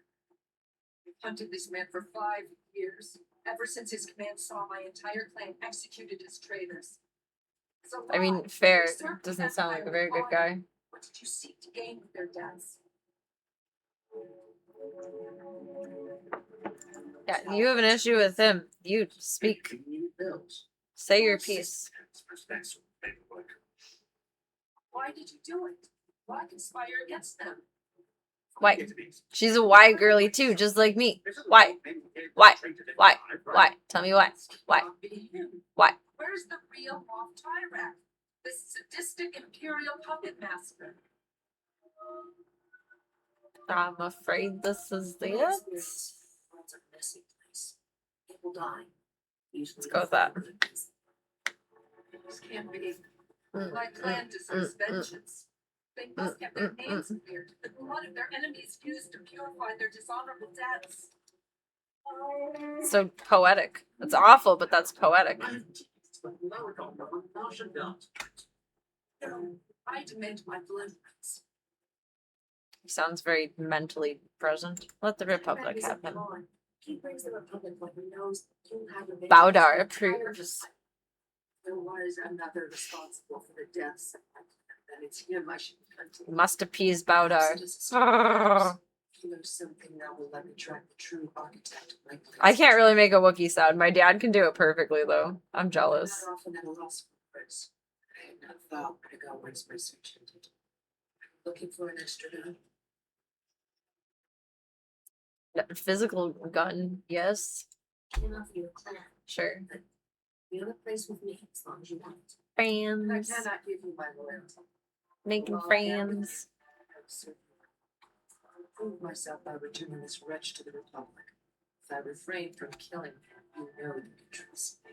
But can you Don't refrain? forget my promise of a payment for bringing me the wolf. What would you have with me? A pile of money! The Empire's plans? Don't worry about it. Pushover Serena would say, don't worry about it. But Tell the Republic anything you know. Serena TV says, the Empire's plans. Give me the I'll wait plans. for you at your ship. Take me to my ship. Return to Sixer. Okay. Let's get back to him and then we'll pop to Eeps.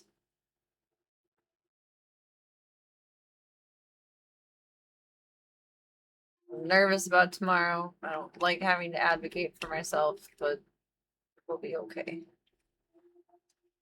It will be okay. If Jedi Serena can do it, real life Serena can do it. Right? Yes. How do I get down? Blue! That was not the right way to do that. But that's okay. Oh, is she my companion now? Aww. I miss Baudar already.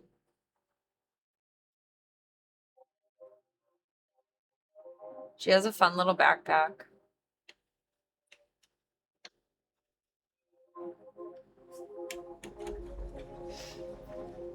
Curious what this issue will turn out to be. I'll ramble about it before I go off to Eeps.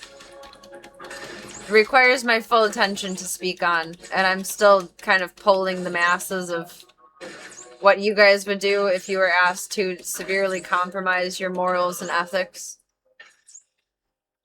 Because again, I feel like men tend to be much more level-headed, I guess, in situations like that, and to see the broad scope versus just the tunnel vision scope. I get very tunnel vision with my feelings. It becomes very black and white, like either ignore it or just fuck you, bye. I'm trying not to do fuck you, bye, but I'd really like to do fuck you, bye.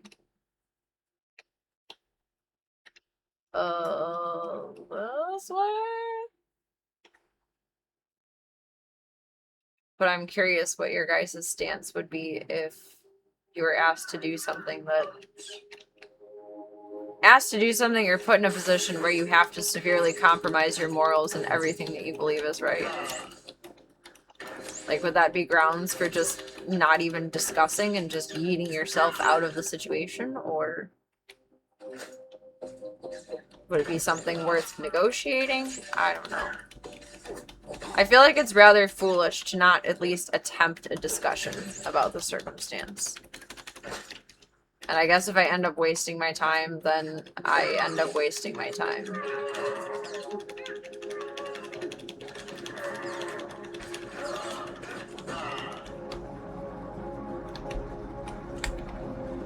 Loot, loot, loot, loot, loot, loot, loot, loot.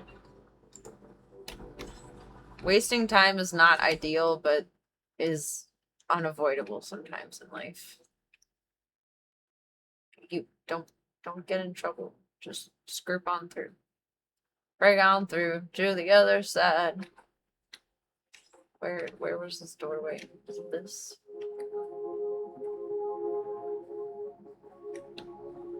No. Somewhere around a corner. Little Jack Horner sat in the corner. Taking the dog grooming part of it out of the equation, if you were asked to do something that severely compromises your morals and ethics and everything that you believe is right, what would be your stance on that?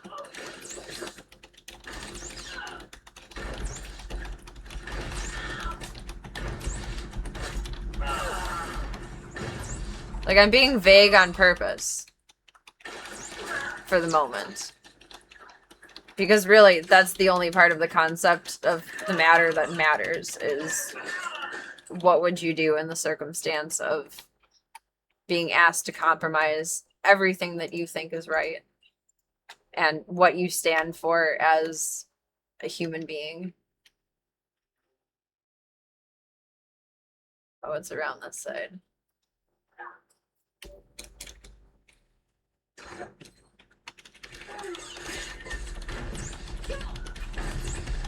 No is a complete sentence. Yeah.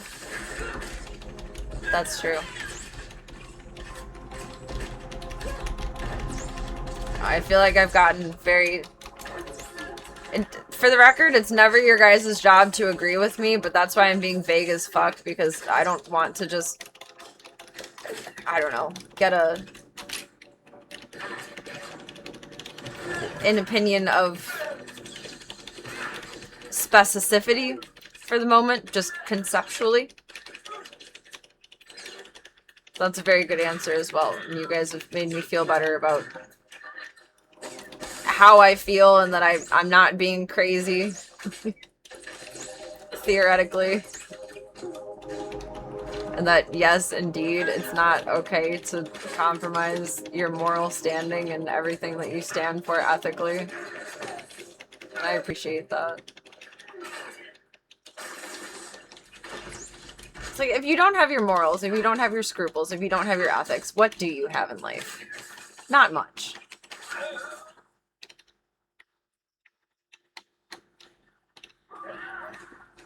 Like, I feel like being morally just is a huge part of the human existence, and a very important part of the human existence. If you don't have something that you stand for, that you believe in wholeheartedly, that you would die to defend, to whatever extent. Maybe not actually, but conceptually. What do you have in life? Besides Star Wars.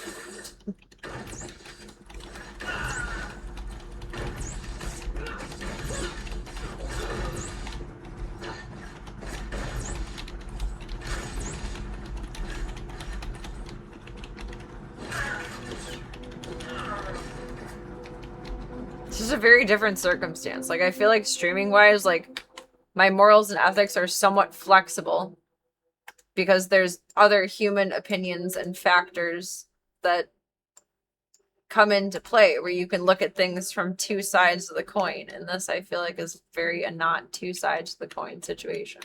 Let me figure out how the fuck to get out of here, and then I will explain more. Ah, corner. This way.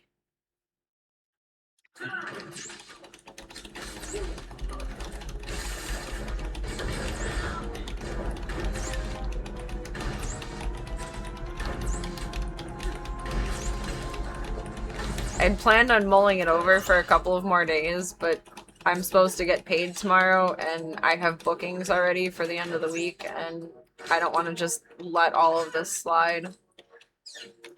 And no matter how I feel, I don't want to leave someone's shit out of luck, like, at the last minute, if I choose to address it then. So I just set up a meeting tomorrow to address it.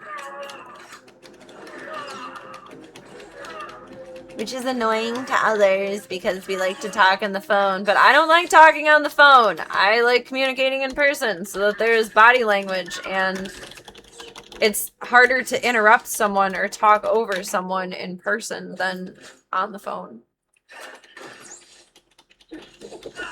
Like, you can't just hang up on someone IRL. Like, you can walk away, but that's about it. Alright, safety point. We are safe.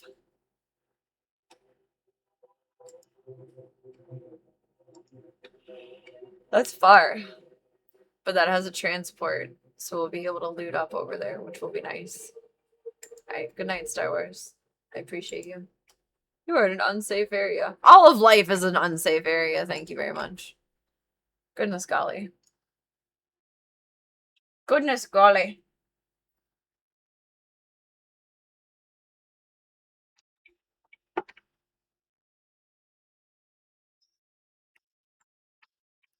I like our little homepage music. It's a very good point. At the end of the day, do what's best for you. I have backup plans in play, but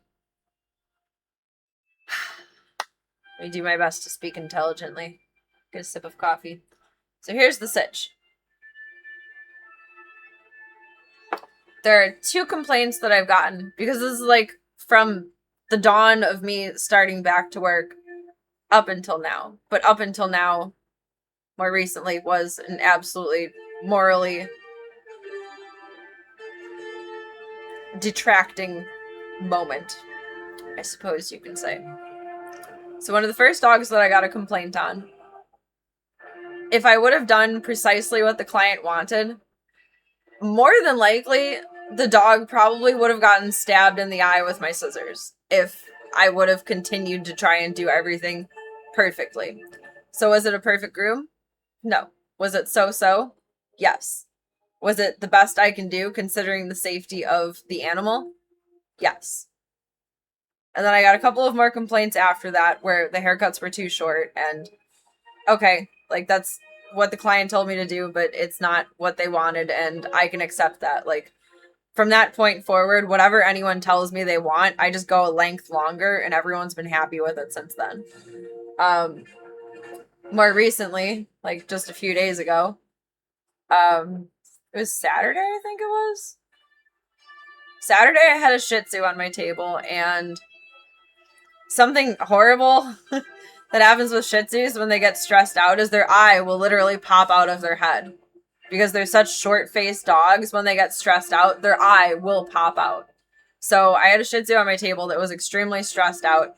His eye was starting to pop out while I was about halfway through the haircut. And my coworker noticed because I was working on his body, and she saw his face from the station she was at, and she was able to pop it back in. It was only partially popped out. So at that point forward, once I realized it was that bad, like, I knew the dog was stressed, but I was working on its body, not looking at its face. Probably should have been looking at its face. Now I'm going to do, like, full body check-ins, like, every 15 minutes. But yeah, it is awful, and it's quite terrifying. And if it pops out all the way, you have to go to the emergency vet. Like, that's an emergency. If it just pops out a little, you can massage it back in with some oil, and it's just something that needs to be monitored for the rest of the day.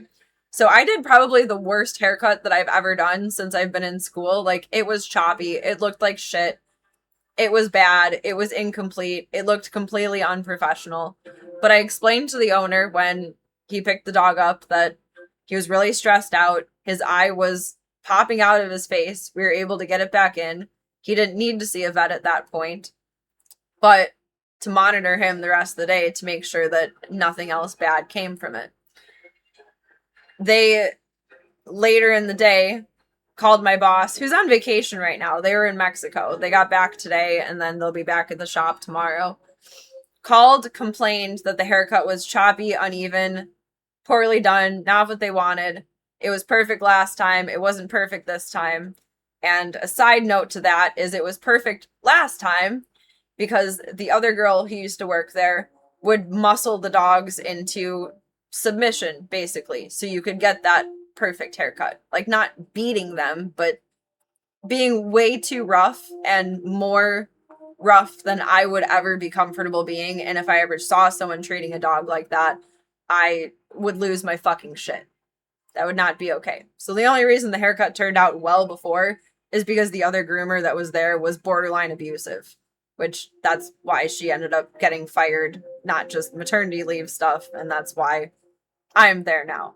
So you guys all know that I love animals, and that is like my moral standard of treat others the way you want to be treated, especially our furry friends. Do no harm, take no shit, but do no harm. Make sure the grooming process is as comfortable and as least stressful as possible. And if that means compromising the work that I do and doing a worse job to not make the animal go into the point of stress, like having their eye pop out, that's how I'm going to play it out. The client called and complained, even though I specifically explained to the client that the dog's eye was popping out and he was that stressed out. And they asked to bring the dog in the next day so that I could fix the haircut. And I didn't really have a choice in the matter. I was so caught off guard by the whole thing that I didn't even consider arguing. And my boss specifically said, well, I don't want to call the client back to ask them to not come in. So they came back in. And I finished the haircut very carefully. I did talk to my aunt about it, and she suggested that I take a video of the whole process. So I did, like, in case something did happen, like if the eye fully popped out, then I would have video recording evidence of, like, I don't know who I would even go to for this, like animal control, ASPC, I don't fucking know. But thankfully it didn't end up popping out. It did protrude again a little bit towards the end of the groom. But again, it was okay. Mostly it didn't pop back out. But that destroyed my soul to have to do that. That's something that I would never, like, you get what you get and you don't throw a fit if your dog is having its eyeball pop out. That's it. That's my moral standard there. I will not cause an animal harm. I will not cause an animal distress. I will not do anything to cause any kind of discomfort beyond the annoyance of being groomed that most dogs feel. I was asked to fix the haircut. It went as okay as it could, thankfully. The eye didn't pop out, but that's not something that I'm ever willing to be a part of again or to be told to do again. So tomorrow I'm going to talk to my boss and lay out the situation again, make it clear that my moral standard, my moral compass, my ethics of how I approach grooming will not ever allow me to do that ever again. If there's ever a time where a dog is stressed out to the point of becoming a medical issue, problem, injury, anything of that sort, if a haircut is shitty because the dog is dancing around and is scared shitless and I'm afraid I'm going to cut it with scissors, it's going to be a subpar haircut, and that needs to be accepted and understood. As a professional, my judgment needs to be trusted, where if an animal cannot tolerate what the client is asking for, then I don't give a fuck what the client is asking for. I only care about what I can do to make the animal the most comfortable during the process of doing the best that I can for what they're asking for. And it may not be what they're asking for, but it's in the best interest of the animal. So tomorrow I will be making that point and making it very clear that if I am ever asked to do something like that again, I will not. And if that's not acceptable, then I'm going to put in my 2 weeks notice, which they're pretty dramatic. So I'm assuming that if that's not understood, my 2 weeks notice will be I'm out of there tomorrow and done for, which is fine. There's 3 other grooming shops hiring. There's 2 rescues that are actually hiring right now for like kennel and clerk work. And then there's 1 vet's office that's hiring for like a receptionist position. So I have other stuff lined up that I haven't like specifically applied for yet, but I don't know how it's going to go tomorrow. But that's why I've been asking you guys all week about compromising moral standards and etc. because I refuse to put an animal in danger. Like it specifically says on my resume. Where is my resume? Oh, I thought I had a copy of it out here. I think I have it on my computer still. I should have it on my computer still because why wouldn't I? I was using Star Wars for emotional support. Bloop, bloop.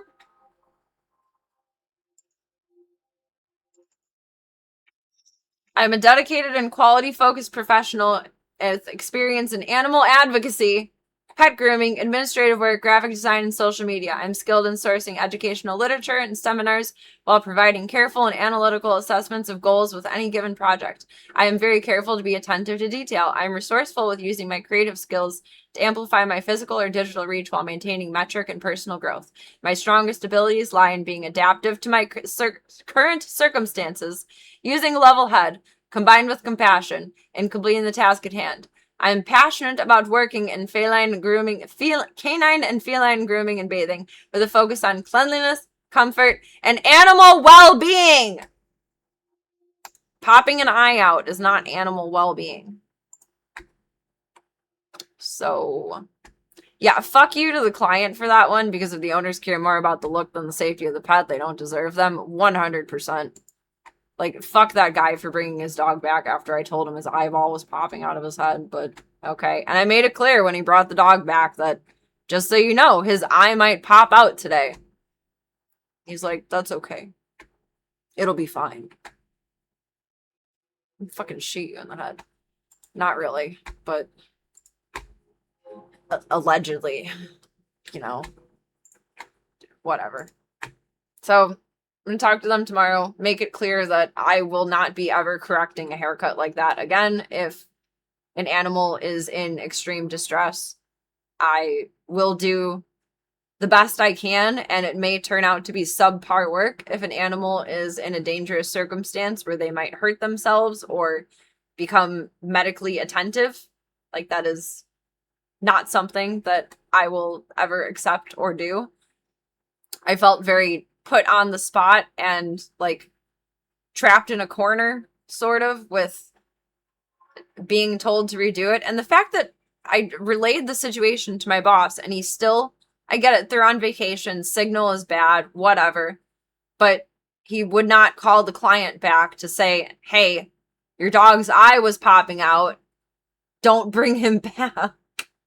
They care more about reviews than anything, which I get it. There's not really such thing as word of mouth anymore. Everyone goes on Google, Yelp, whatever to see what a place is all about. Like, I understand that, but I will not ever put an animal in danger just to do a perfect job and make it look good. Did the dog look like shit? Yes. Was I not about to put the dog through the entirety of the stress of the groom to make it perfect? To fucking make their eye pop out? Absolutely. So we shall discuss it tomorrow, and I will make it clear and basically end the same explanation that I've had today of all of that, and it will end with, if that's not acceptable, I'd like to put in my 2 weeks notice, and that's that. And it'll either go one way of, no, Serena, we will not put you in that position ever again, and we respect your judgment as a professional, or they'll say, okay, bye. It'll go one way or the other. But I have dogs booked for the next month, and I don't want to do this all at the last minute and leave my coworker like shit fucked, because I love her and I respect her and she's wonderful. I don't know. Can see them not wanting it to be recorded. Well, that's too bad. I recorded it anyway.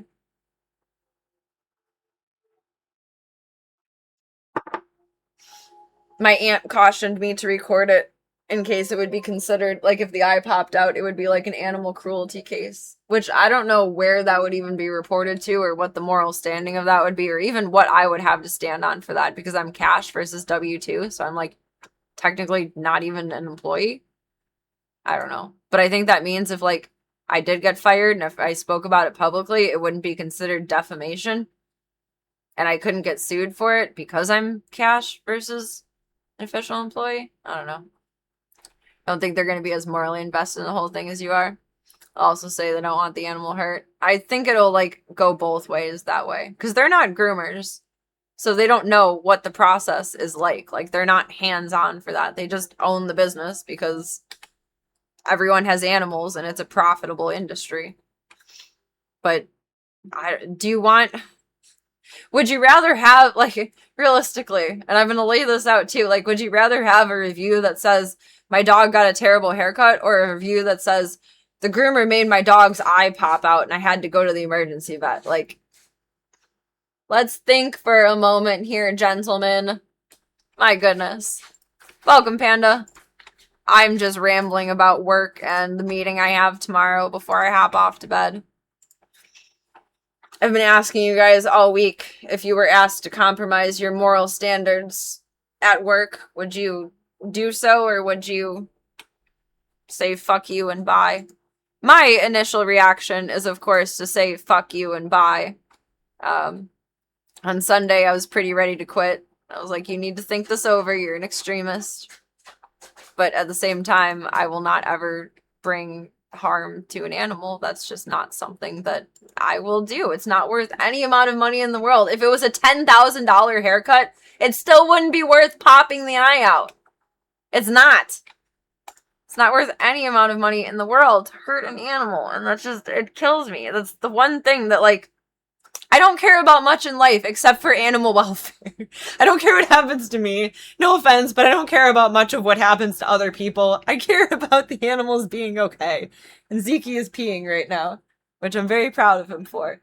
But it was not a pleasant circumstance, and very just sideways and caught off guard, and I can't believe the guy brought the dog back. And I talked to my coworker, and thankfully she helped keep the dog calm while I was finishing the haircut. Like, she was petting him and loving on him. Like, we basically tag teamed it, which she didn't get paid for doing that, and I am so appreciative that we're on the same page in terms of animal welfare in that stance. But it's, I don't know. I may or may not be working there after tomorrow. It depends on if I can get my point across and be understood in that way, or we'll go look somewhere else. There's 3 other grooming shops hiring. There's 2 other rescue positions for, like, clerk and kennel that's open.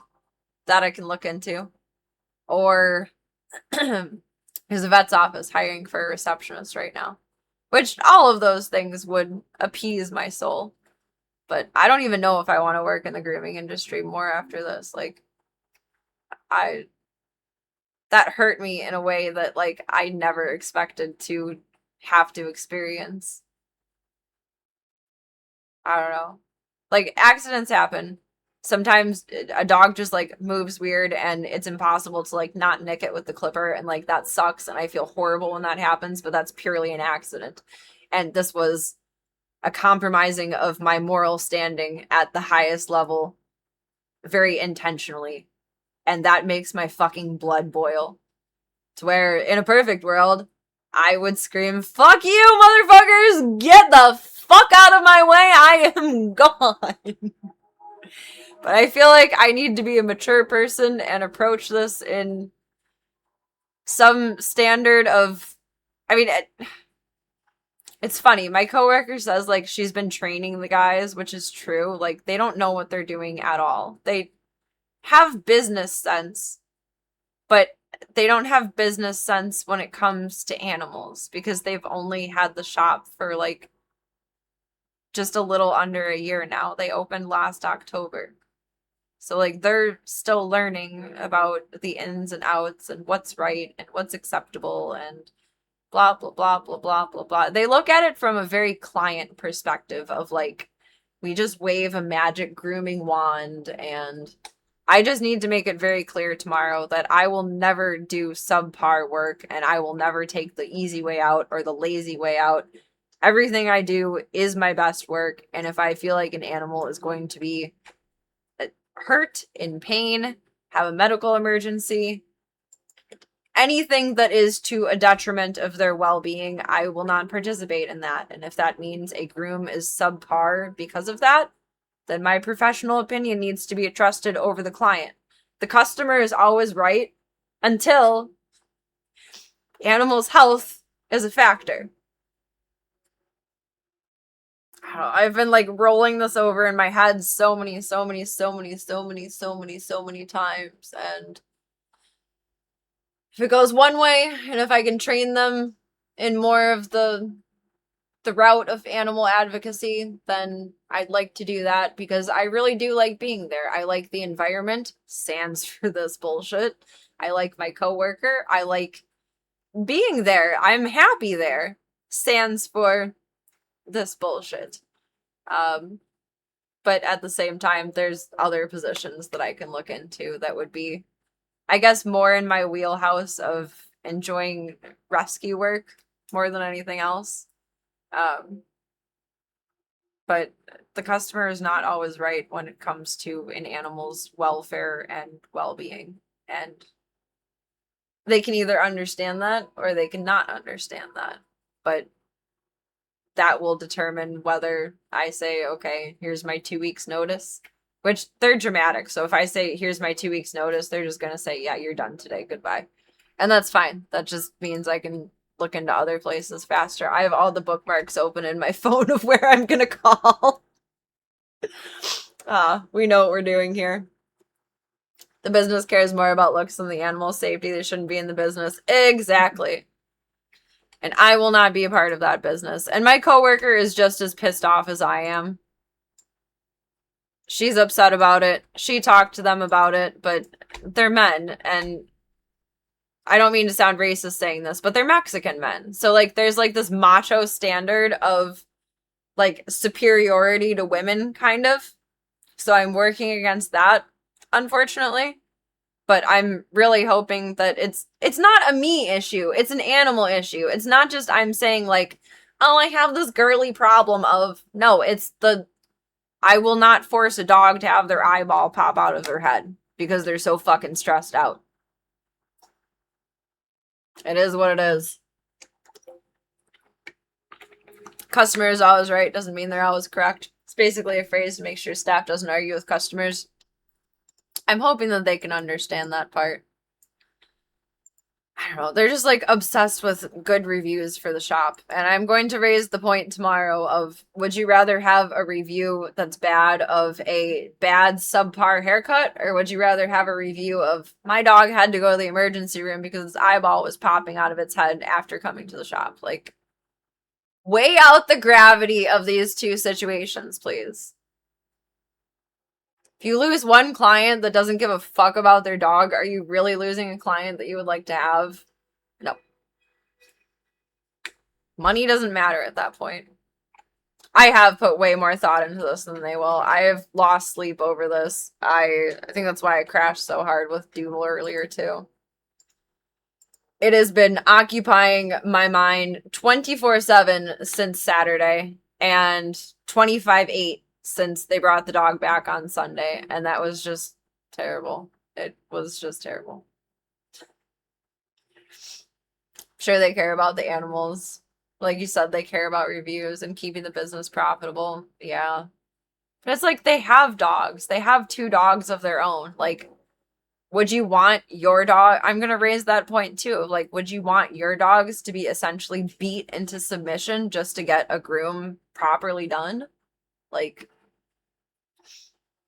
yeah, it had only partially popped out, so we were able to massage it back into the socket. Like, that was one of the first things I learned in school, because it's very common with Shih Tzus. They get stressed out, and then their eyes pop out. If it pops all the way out, they have to go to the emergency vet, or some kind of vet. regular vet. What they need to go to a vet immediately is the point.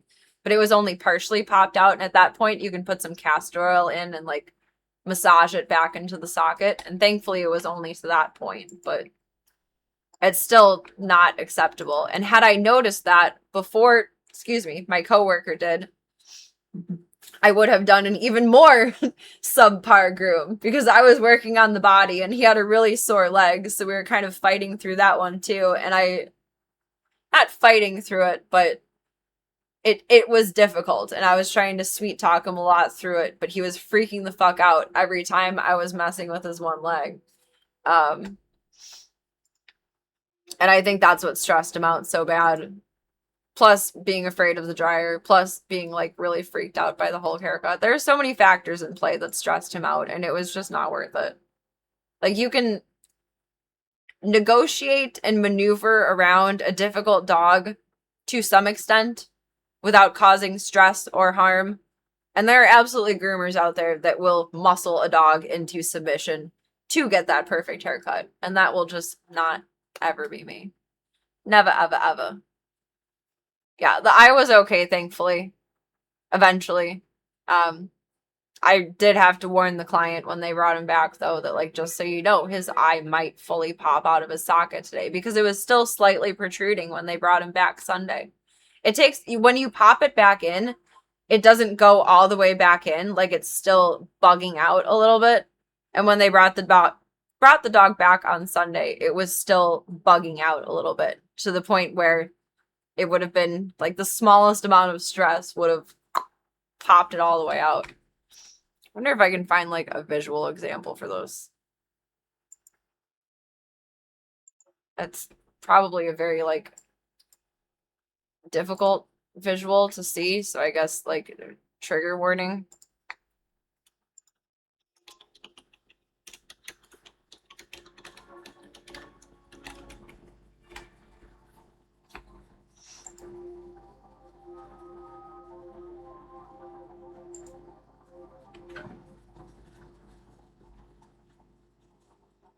So when it's slightly popping out, it looks something like that. Like it just looks bulbous. But if you let it get any worse, that's a really good example of like how he was looking. It looks like he has like a little bit of cherry eye going on too, but it's just like bulging out. But if it gets severe, that's when you have to go to the emergency vet because it will pop all the way out of the socket. It's quite terrifying. It's something that I never, ever, ever, ever, ever want to experience. And if it stays out of the socket long enough, it has to be removed. So then they have to be a pirate like Pippi. It's very sad, and it's like a very genuine risk with pugs, Shih Tzus. Like, that's bad. That's something that I never want to see. No, that's a good point. I'm going to pull up some pictures on my phone so I can show them, like, what can actually happen. It's very common with pugs, too. Pugs stress out really bad. So this eye is kind of like what it was looking like on Saturday and Sunday. And this is closer to what can, like, actually happen to it. More definitely along the lines of, like, this, though. And that's bad. That's when you need to go to the emergency vet. You have, like, 12 hours before the eye is not salvageable anymore and it has to be surgically removed. Seems like they would need a mild sedative before being groomed. Mellow them out, maybe. That's what we suggest to clients when dogs are really stressed out, too, is to go to the vet and get, like, trazodone, ACE, gabapentin, depending on the level of stress that they experience. Something like that to help them out. Like, Sunday, my coworker was grooming a dog that was stoned on trazodone because he was really nervous for the ride and, like, the whole grooming process. And that's awesome. Like, that's awesome owner advocacy. Like, you know your animal, you know your pet. You know what their limits are. You've listened to the groomer's advice and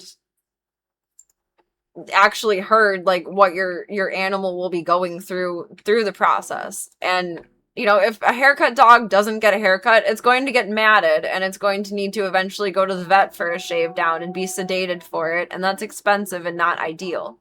So as comfortable and as peaceful and as mindful and comfortable that you can make the process, the better. And most dogs are good for grooming. Like, you know, maybe a little bit like funky about nails or like don't like their ears cleaned or like don't want to pick up their feet or whatever. That's like, it's no big deal. But when it gets, excuse me, to the point where the dog is like projectile vomiting or like constantly shitting through the whole groom because they're so stressed out, or popping out an eye, or getting red all over, like truly like inflamed all over their body because they're so stressed out, or breathing super heavily because they're so stressed out, that's when you're putting them at risk of having a serious medical complication. And I will never, ever, ever, ever, ever, ever, ever be a part of that. Ever. Never. Ever. Ever. That's a good idea, though. I am going to save some pictures of, like, what can happen had it escalated, so that they're very fucking aware. Because they have dogs. Like, would you want that to happen to your dog?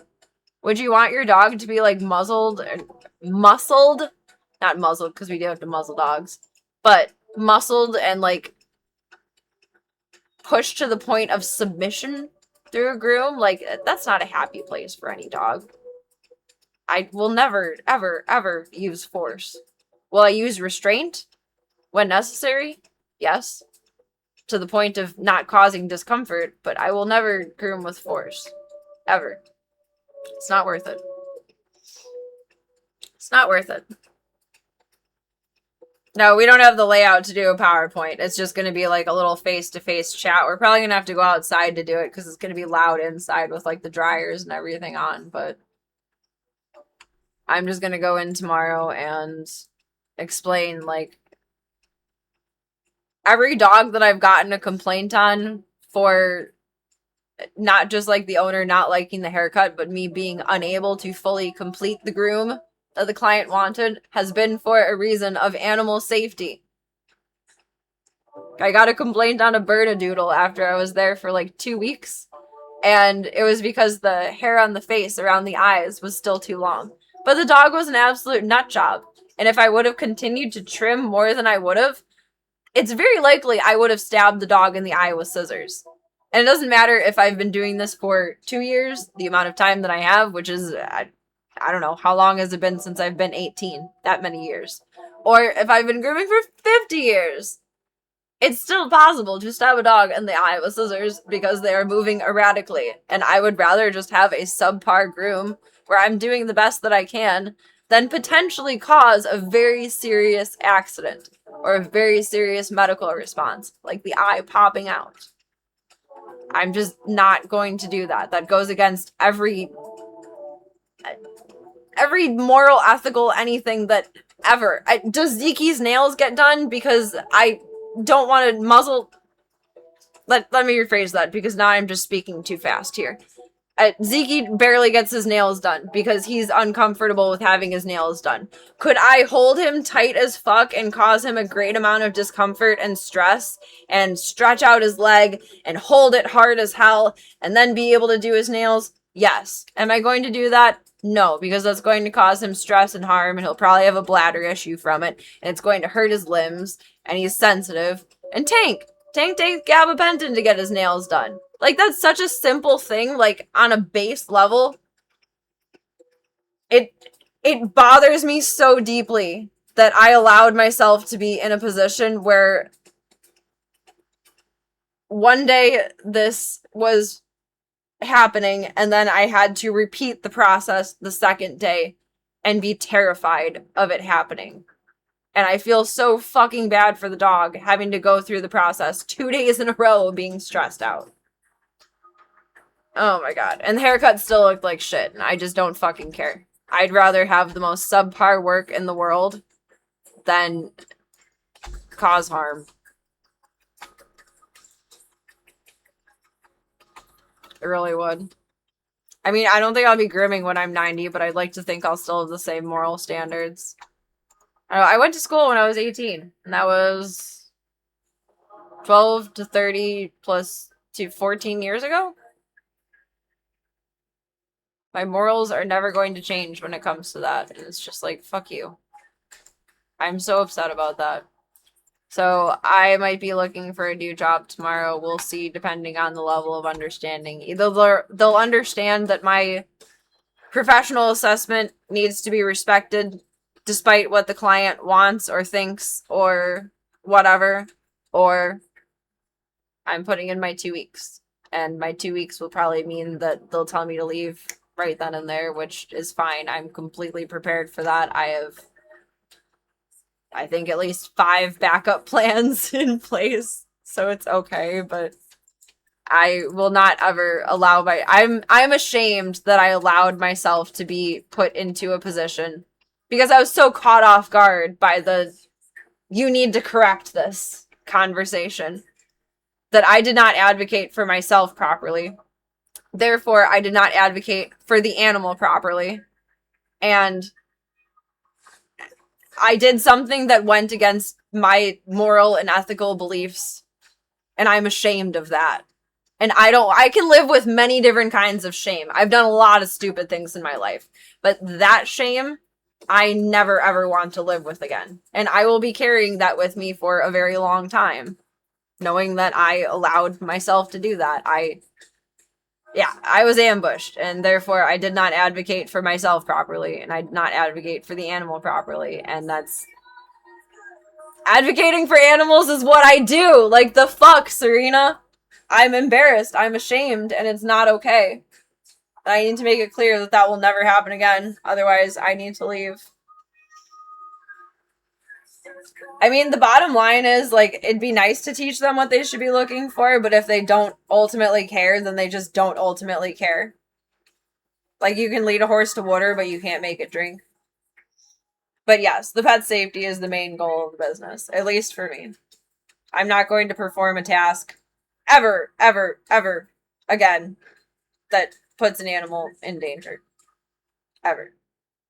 Ever. Ever. And it would have been a little bit different if they weren't on vacation. Then we could have, like, spoken about it right then and there, beforehand, in person, etc. But instead I got a fucking call from Mexico that dropped 5,000-6,000 different times and got yelled at and appa-da-appa-da-appa-da-appa-da-appa-da. Just, I don't know. It was a very difficult situation to be in, and I don't appreciate any of that, and I will never allow myself or an animal to be put in that situation with me ever again. So that will be made clear tomorrow, and either that will be understood, or I'll put in my 2 weeks notice and find something else that suits my moral compass better. I mean, like, it's unreasonable to think that you will love everywhere that you work 100% of the time. It's unreasonable to think that your boss is going to be the best boss in the world and you're just going to be bestie friends. Like, that's really, like, quite stupid. You're probably always going to have some kind of friction with the people that you work for. That's a superior versus an inferior to whatever extent. I don't ever expect to love my boss. I don't ever expect to love every single day of my work, but I need to be able to go home at the end of the day and know that I did what's right and I did my best. And that's paramount for me. I don't need to be dancing. I don't need to be smiling, but I need to be satisfied with my efforts for the day. And a situation like that I will never be put into again. That is not okay to me. Not okay at all. So thank you all for your empirical input this week of what would you do if your moral compass was violated? Because I feel like we're all kind of on the same page with that, and I'm not just overreacting and seeing it in a black and white sense versus a gray area. I am getting kind of fired up tonight, but that's just because I have to tell the whole story of it to make it make sense. They already know the full story of it mostly, so tomorrow I just need to lay out this haircut was like this because danger. This haircut was like this because danger. And a few more words to explain the danger. And then, you know, a couple pictures of Shih Tzu eyeballs popping out. And then, just to, I guess, end the conversation. End my explanation with, if that can't be understood and accepted in my professional, what's the word I'm looking for? Now we're in tired girl hours. If my professional assessment is not good enough or cannot be accepted, then I need to put in my 2 weeks notice, and that's that.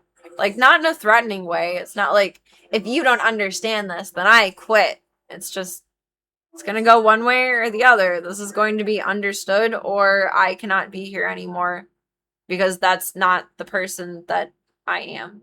I'm not going to put an animal in harm's way. I will be a much softer girl about it tomorrow. I'm just getting fired up about it again tonight because I have to relay the, well, I didn't have to, but I chose to relay the whole thing. And it makes me mad. It makes me big mad. It makes me mad at myself more than anything because I allowed myself to be in a situation to do something that I'm extremely uncomfortable doing. And I prefer to respect myself at the end of the day, no matter what I'm doing. And kind of lost some self-respect for myself there. Definitely lost respect for them, but lost some respect for myself there. Which means all I can do is turn around and try and rectify the situation and make sure it doesn't happen again, and then I will respect myself again. I will be speaking calmly, though. Believe it or not, I am a pretty good professional when I need to be. I would agree with that, though. At the end of the day, if they can't see the groomer's point of view for animal safety, it's probably best to not stay in the business long. And they won't be in business long. Because, you know, you're so worried about reviews. You get a couple that say, oh, the haircut was subpar, blah, blah, blah. Well, you get one that says a dog's eyeball popped out. You're pretty cooked. You caused harm. It's not okay. Thank you, Panda. I appreciate the kind words. I think I really would enjoy working in a rescue setting more, but the benefit of being where I am is that I make cash, but I'm not just going to shut up and roll along with it just to make cash. Like, it's nice, but it's not worth it if they don't understand that causing harm is not beneficial to anyone. To the animal, to the business, to the employees. It's just... it's not okay. That's what it all comes down to, is it's just not okay.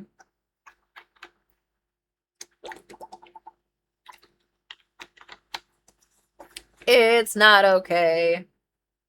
So now that I've spoken out my ass over that way longer than I probably should have, I do need to feed the dogs and spend some time with Gigi and eat some dinner and get ready for bed so that I'm fresh tomorrow. To be able to have this conversation as mindfully as possible, because I don't want to be fired up speaking. I want to be able to speak from my heart. I'm kind of fired up right now, and I've been fired up the last couple of days, but I want to be able to speak from my heart and just put it out on the table of, like, this is morally a non-negotiable thing for me. It's... my coworker already talked to them. She actually yelled at them on the phone. She's more comfortable having phone conversations than I am. I prefer in person because you can see someone's body language, like, and it's harder to interrupt someone in person versus on the phone. Like, on the phone, it's so easy to talk over someone else. In person, it's a little bit lesser so. I don't know. But my coworker did chew them out for it and basically said, like, this is not okay. You should have not allowed the client to come back. Like, it's not acceptable. And she helped me finish the groom for the other dog with the eye issue. She was there the whole time for everything that I was doing to fix the haircut. It still looked kind of crappy because I didn't want to stress him out, but it was a little bit better. But she was petting his head and, like, making sure his eye wasn't popping out the whole time, and it was really great that she was helpful with it. I appreciate that very much. So she did help advocate for that, and maybe I'm kind of, like, beating a dead horse after she's already talked to them about it to whatever extent, but this is bothering me so fucking deeply that I need it to be immensely understood that if I am going to be here, I will never be put in this position again, and that is non-negotiable for me. And if that's not understood, then I'm out of here. And that's okay. I would rather have nothing than do something that goes against everything that I stand for. Like, just not at all. Not at all. But my coworker did speak up for me, which I appreciate. I was very caught off guard by the whole conversation and being told on the phone with like the worst connection from Mexico ever of the client is coming back tomorrow. You need to fix the haircut. Blah, blah, blah. I'm not going to call them back. Because I explained like the dog's eye was popping out. I wasn't comfortable finishing the groom. Yes, it looked terrible. It's like, well, I don't feel like calling the client back.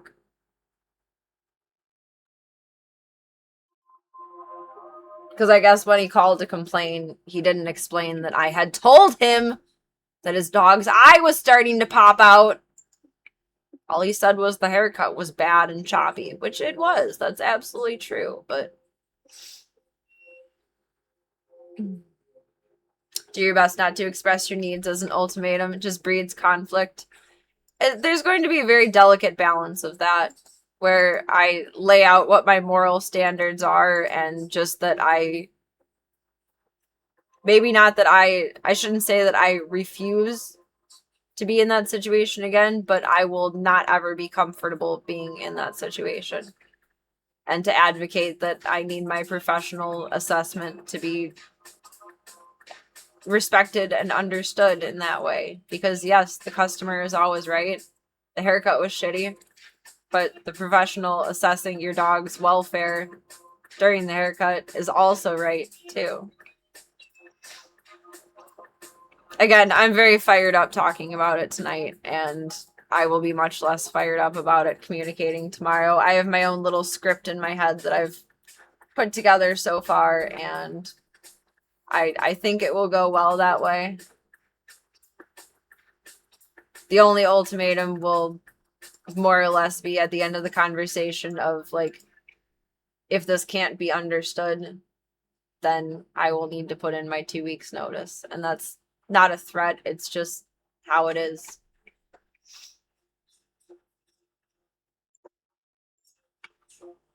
That's true. My coworker was awesome through the whole process. She's like, these fucking idiots.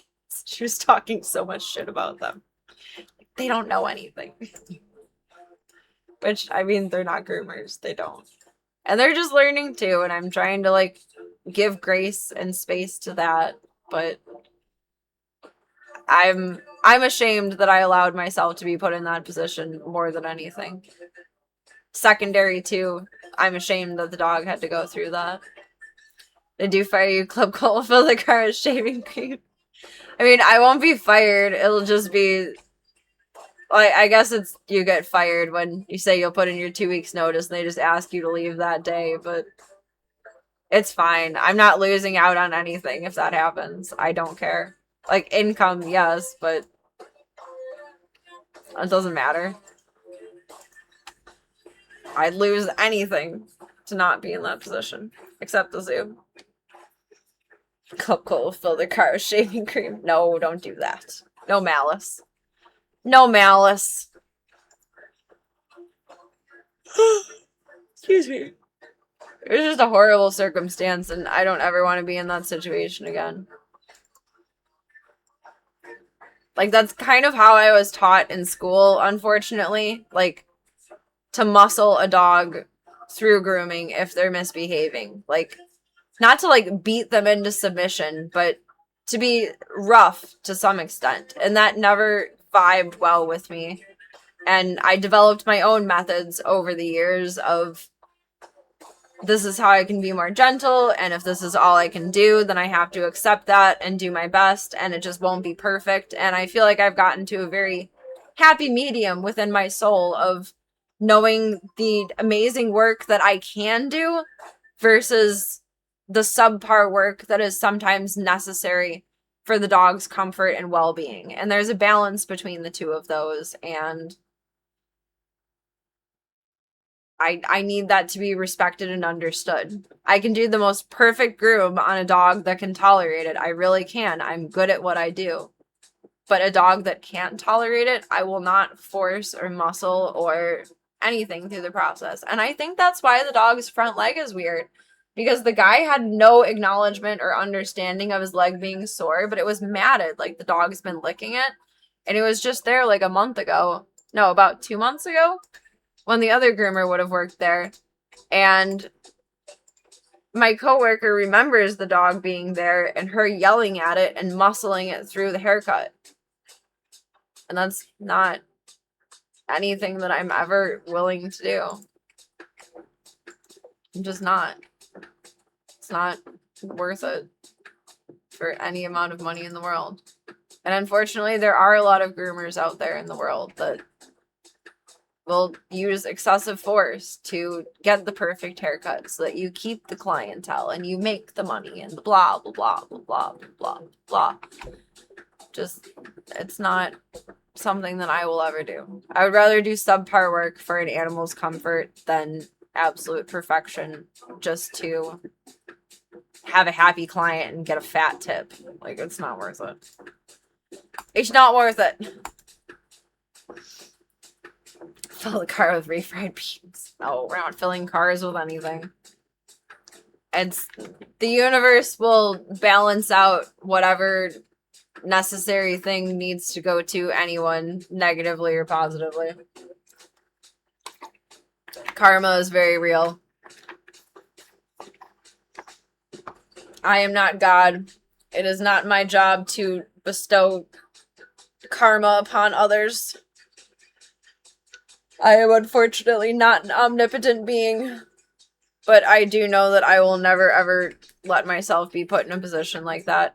Ever, ever, ever again. I am just ashamed. I was so caught off guard by the whole thing and like being berated on the phone and all of just the nonsense involved with it, and I'm just ashamed of myself. I never should have let myself be in that position. So all I can do is advocate for not ever being in that position again. Why I should never be put in that position again. Why a dog should never be put in that position again.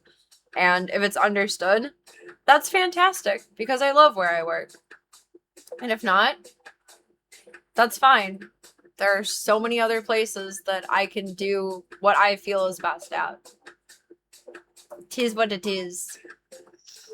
Put Vaseline in all their door handles. The Baby Town prank level. Oh my god. I appreciate you, Club Cold. Thank you for having my back on this. I feel like I should be berated because I did something that don't feel right about doing, and I appreciate that I'm being supported for advocating to never be in that circumstance again, and thank you all for that. Thank you. Trying not to punish myself. I think the best thing I can do to just rectify all of this is just say my piece, and then I won't feel like I'm punishing myself anymore because I will make it clear what is right versus what is wrong, and precisely that. Learn and potentially move on. And that's okay. Not everything is the right fit. You have to wear many hats to find the one that suits you best, and I have other options. They're all open in tabs on my phone.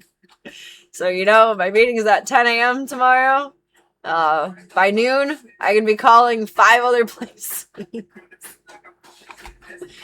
that's okay. Thank you, Talum. The dogs are probably hungry now. They're used to eating like around 8 p.m. Oh god, it's getting really late. It's almost midnight. Shit, yeah, I do need to get to bed. I want to be up by like 6 tomorrow.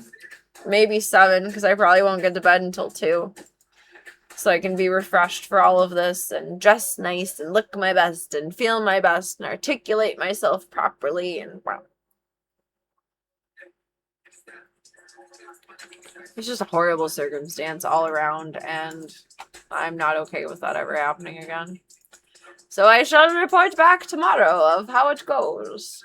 But thank you all for your insight while I was being very vague of moral compromising and how you guys would deal with the situation, and hearing all of that kind of helped me put it into my head together of how I need to approach this. And yes, I'm not overreacting, and no, I'm not purely looking at it from a black and white standard. I'm trying to find the gray area and be able to articulate that properly as well, which I have confidence in.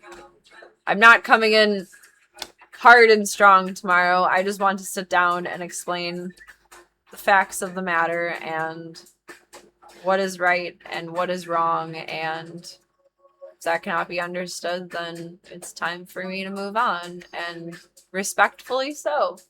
If that's how they want to operate, that's how they want to operate, and I just won't be a part of it. But if they want to hear me out of what I feel like the best practice is, then I'm okay with that too. Would be surprised if they want you to move on. I honestly don't know how it's gonna go. I really feel like it's a 50-50 in my head. Like, unfortunately, this is coming from, like, a white girl to a macho man of sorts.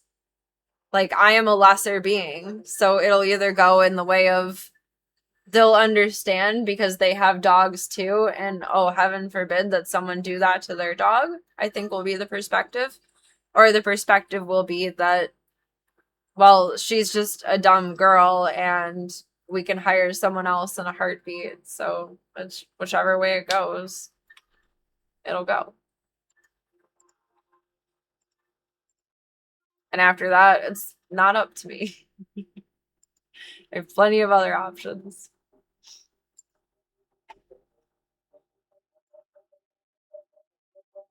I mean, I would think that, like, if it were me in their shoes, I would want someone compassionate and empathetic and understanding on the team. But they may just want input, output, and money. And I haven't been there long enough to really know what their priorities really are.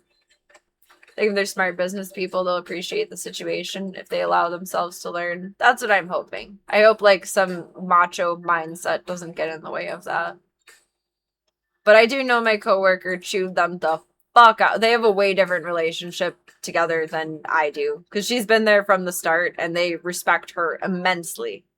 And she chewed them the fuck out over the whole situation. So maybe I'm what's the phrase, like dragging a dead horse or something like that by going through this again, but I can't just sit with this inside of me because it will build up resentment, it will build up anxiety, it will build up tension, and I can't do that.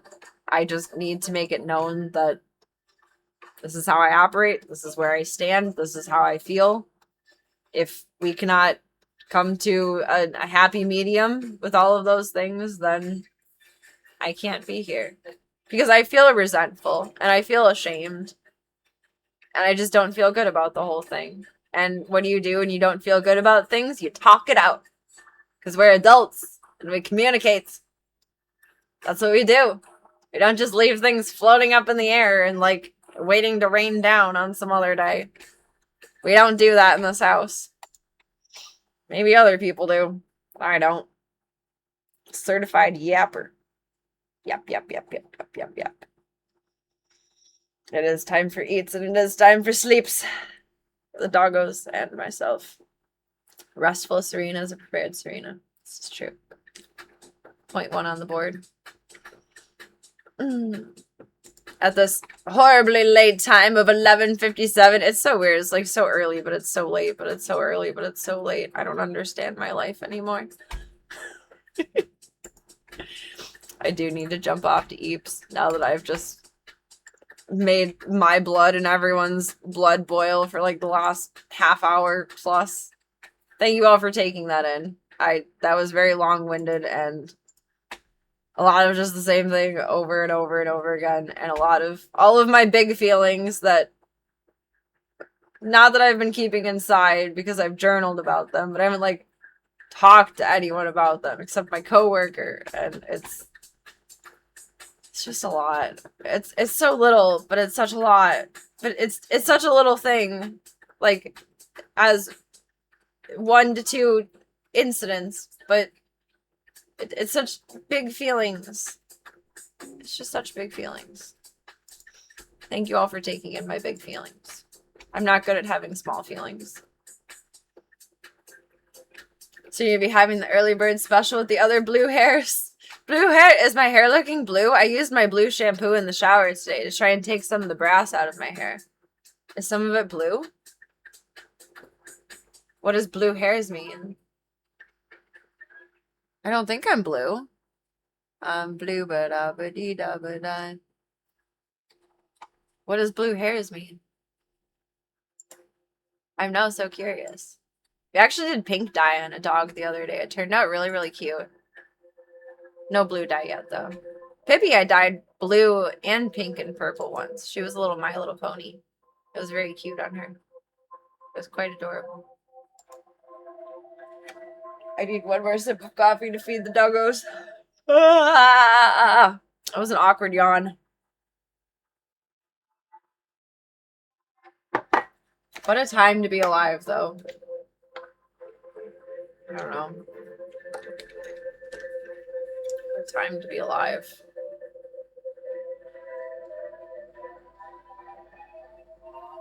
Mm.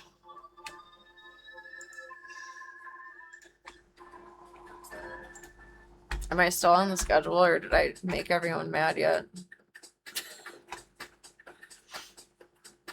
I am still on the schedule. I don't know. I'm booked for like the next month for Thursday, Friday, Saturdays, and Sundays. So I don't know what that will do. I feel like I should have said something to my coworker of like, I'm going to talk to the guys about this, have a meeting. If it doesn't go well, it's going to be like my 2 weeks notice, whatever, blah, blah, blah. And as much as I really enjoy her and appreciate her, I don't know how, I guess, chit-chatty she is yet. And I want to be able to have an unobstructive conversation as much as possible. I feel like the nice thing to do would have been like to give a fair warning of like, hey, if this goes this way, I'm going to be throwing you under the bus, and I'm sorry, but at the same time, I want to be able to say my piece without going in there and them being like, so you wanted to talk about this. So-and-so told us this. Is Gunther making biscuits? No, he's just breathing really heavy. That's why it looks like he's making biscuits. I need to give him his inhaler for the night. Gunther was making some biscuits earlier today, though.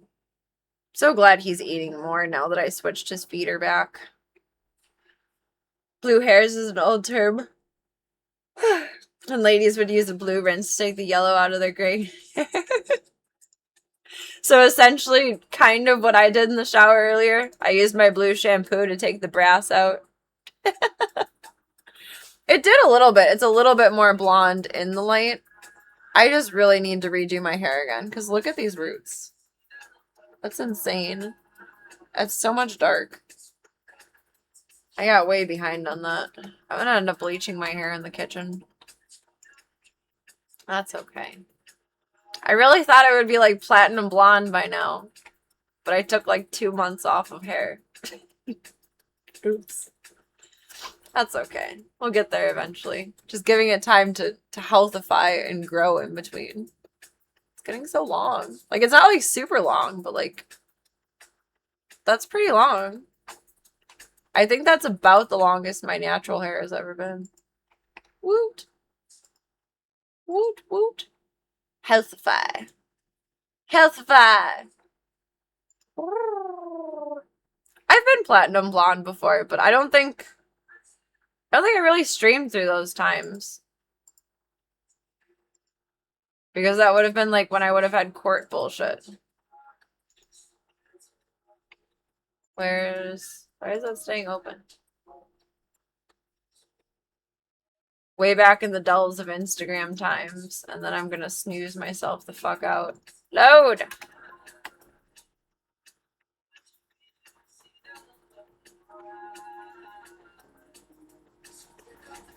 Way back in the way back machine of time. We gotta go far. I still look like me, but it's definitely different. It changes my features. I feel like I look more like naturally contoured when I'm blonde. That was my last stint of blonde, but I didn't really go fully blonde with that. I had a bit of a mentee bee, and then I ended up going pink right after. It's the most blonde that I got before. Like, most recently. That was 2023. But I was like platinum and pink a long time ago in a galaxy far, far away. I was platinum and pink when I took my niece and nephew to hunting and fishing days. We have like the best pictures together that I used to have on Instagram, but I had to archive because we don't want the public seeing that. That's not necessary. I was blonde for that, but that's in black and white, so it doesn't count. It doth not count. It was very back in the day. Probably like 30 more scrolls back. I was also still baby face. Like, I still had my chubby cheeks the last time I was super, super, super blonde. And I feel like that changed my features a lot, too. I wonder what I'll look like blonde now. I'm excited for it. That's a wig. I'm excited.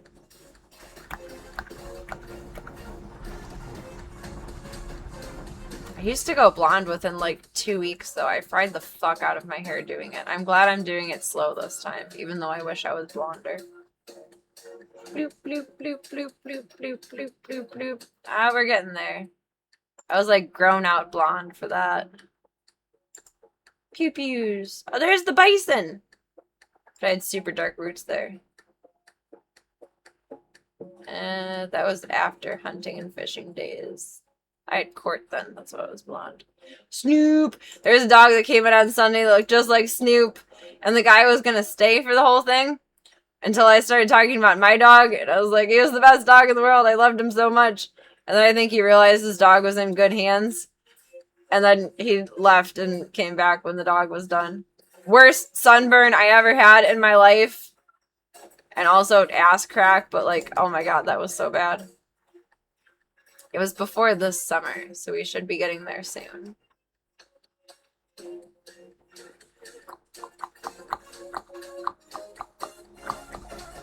Never go full blonde. Tropic Thunder 2. I don't think I've ever seen either of the Tropic Thunders. Or is there only one? And two is wishful thinking. Oh, there's Charcoal. I had Charcoal for like 2 months, and he ended up having FIP. Got super sick, and it was sad. It was one of my first street kitty rescues. Oh, maybe I was mega blonde like pre 2014 or 2016. 2016 is when I took like camming super seriously. So maybe it was before then, because those are my return to cam potatoes.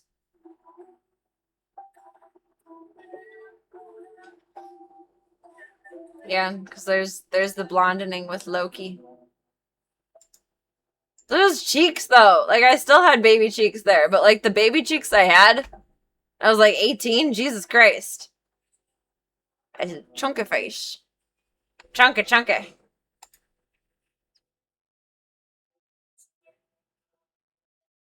Where is Blonde Arena? There's Pink Arena. Oh, I see the angst in my post. We're getting close. Blonde Arena and Pepperoni. Doll.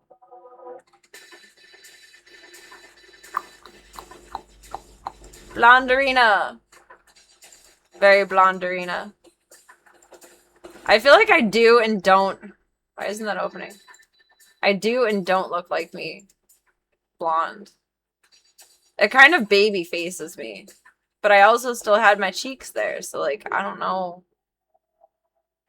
I don't know what I'm gonna look like. The beginning of the Harley era. That's what I'll look like in a couple of months. It was actually the best Harley makeup I've ever done, and like, it was the first Harley makeup I ever did. I can never complete that again, no matter how much I try. It's never as good.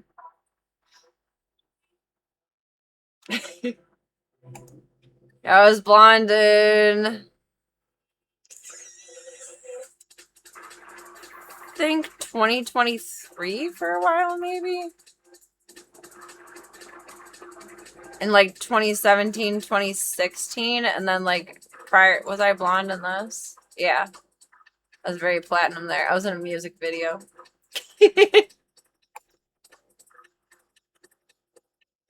It's Blonderina and Snoop. It just like really alters my features to be super blonde. It's my grandpa's bathroom. Super cool, good old days. That's from 2015.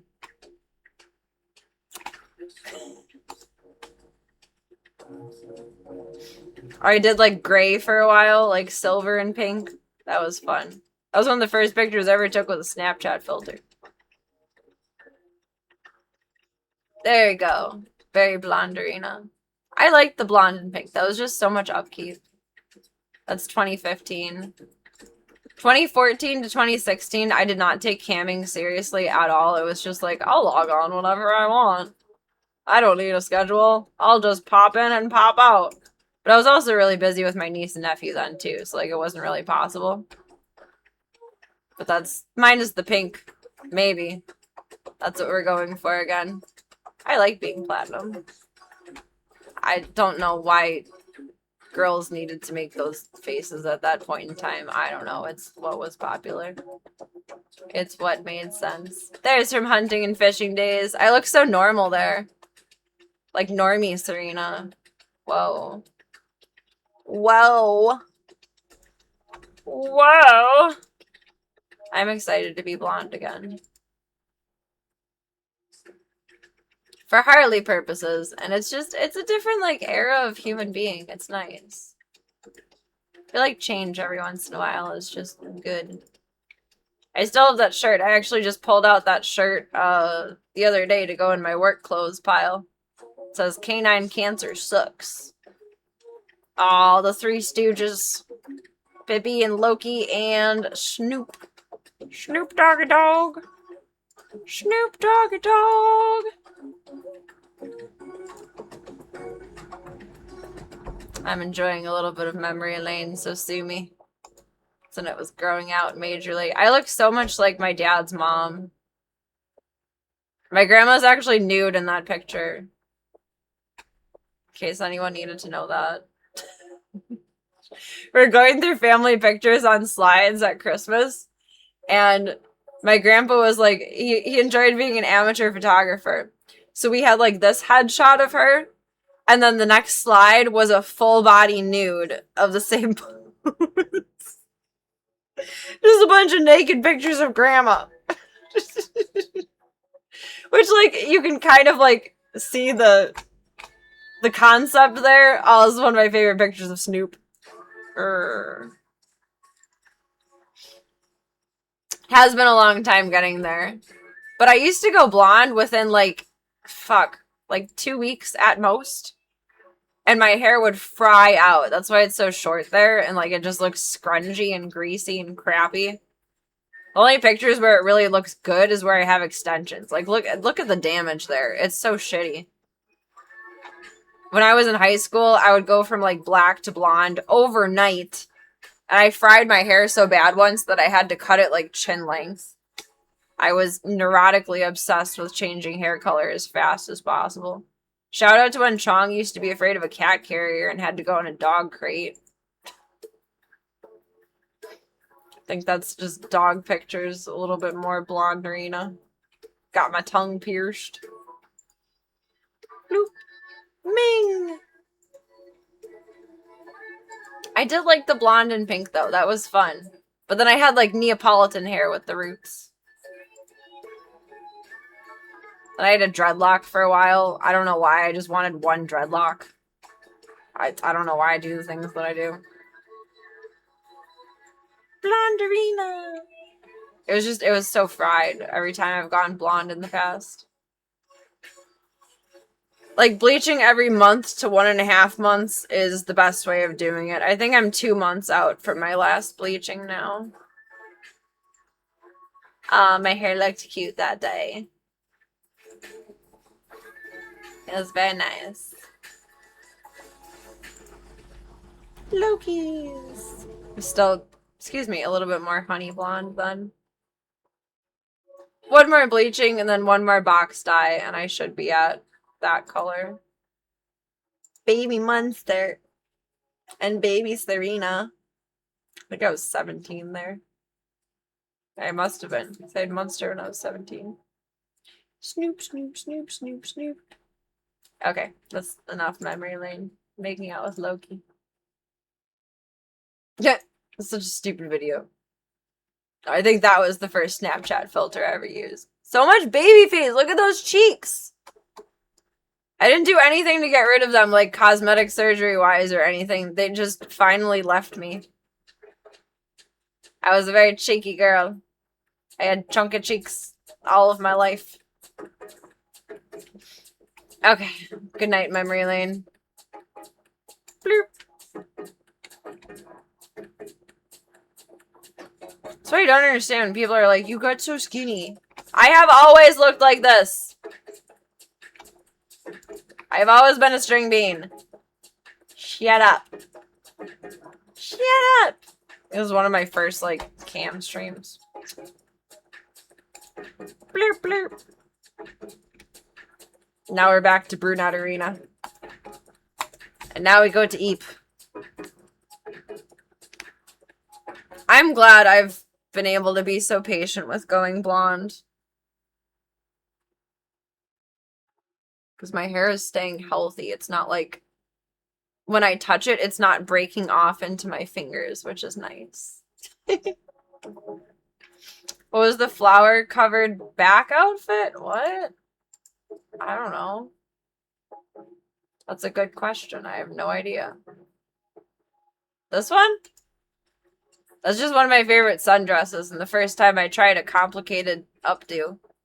I think I was going to, like, a wedding, or, like, a rehearsal or something.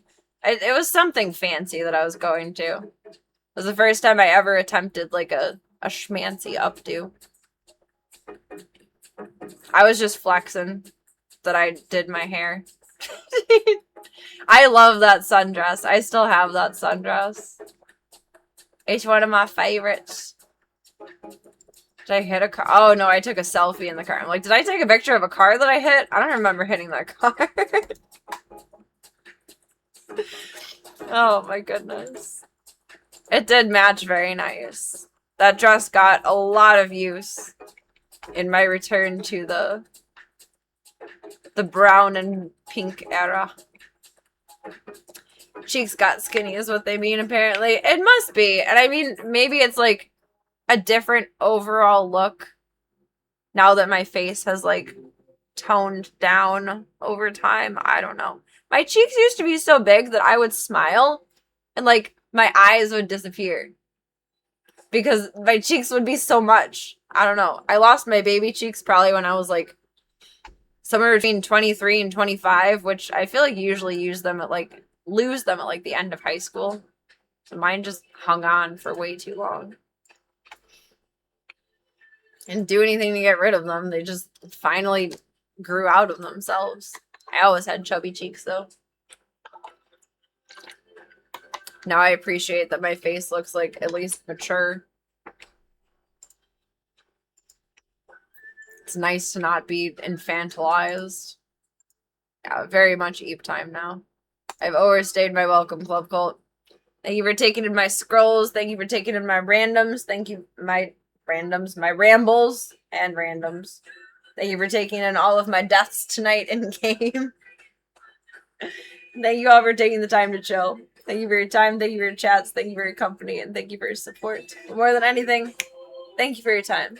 Time is very valuable. It is this finite thing that you only get so much of to do whatever the fuck you want with. And whether it's for 2 seconds, 2 minutes, 2 hours, I don't see you again for 2 years.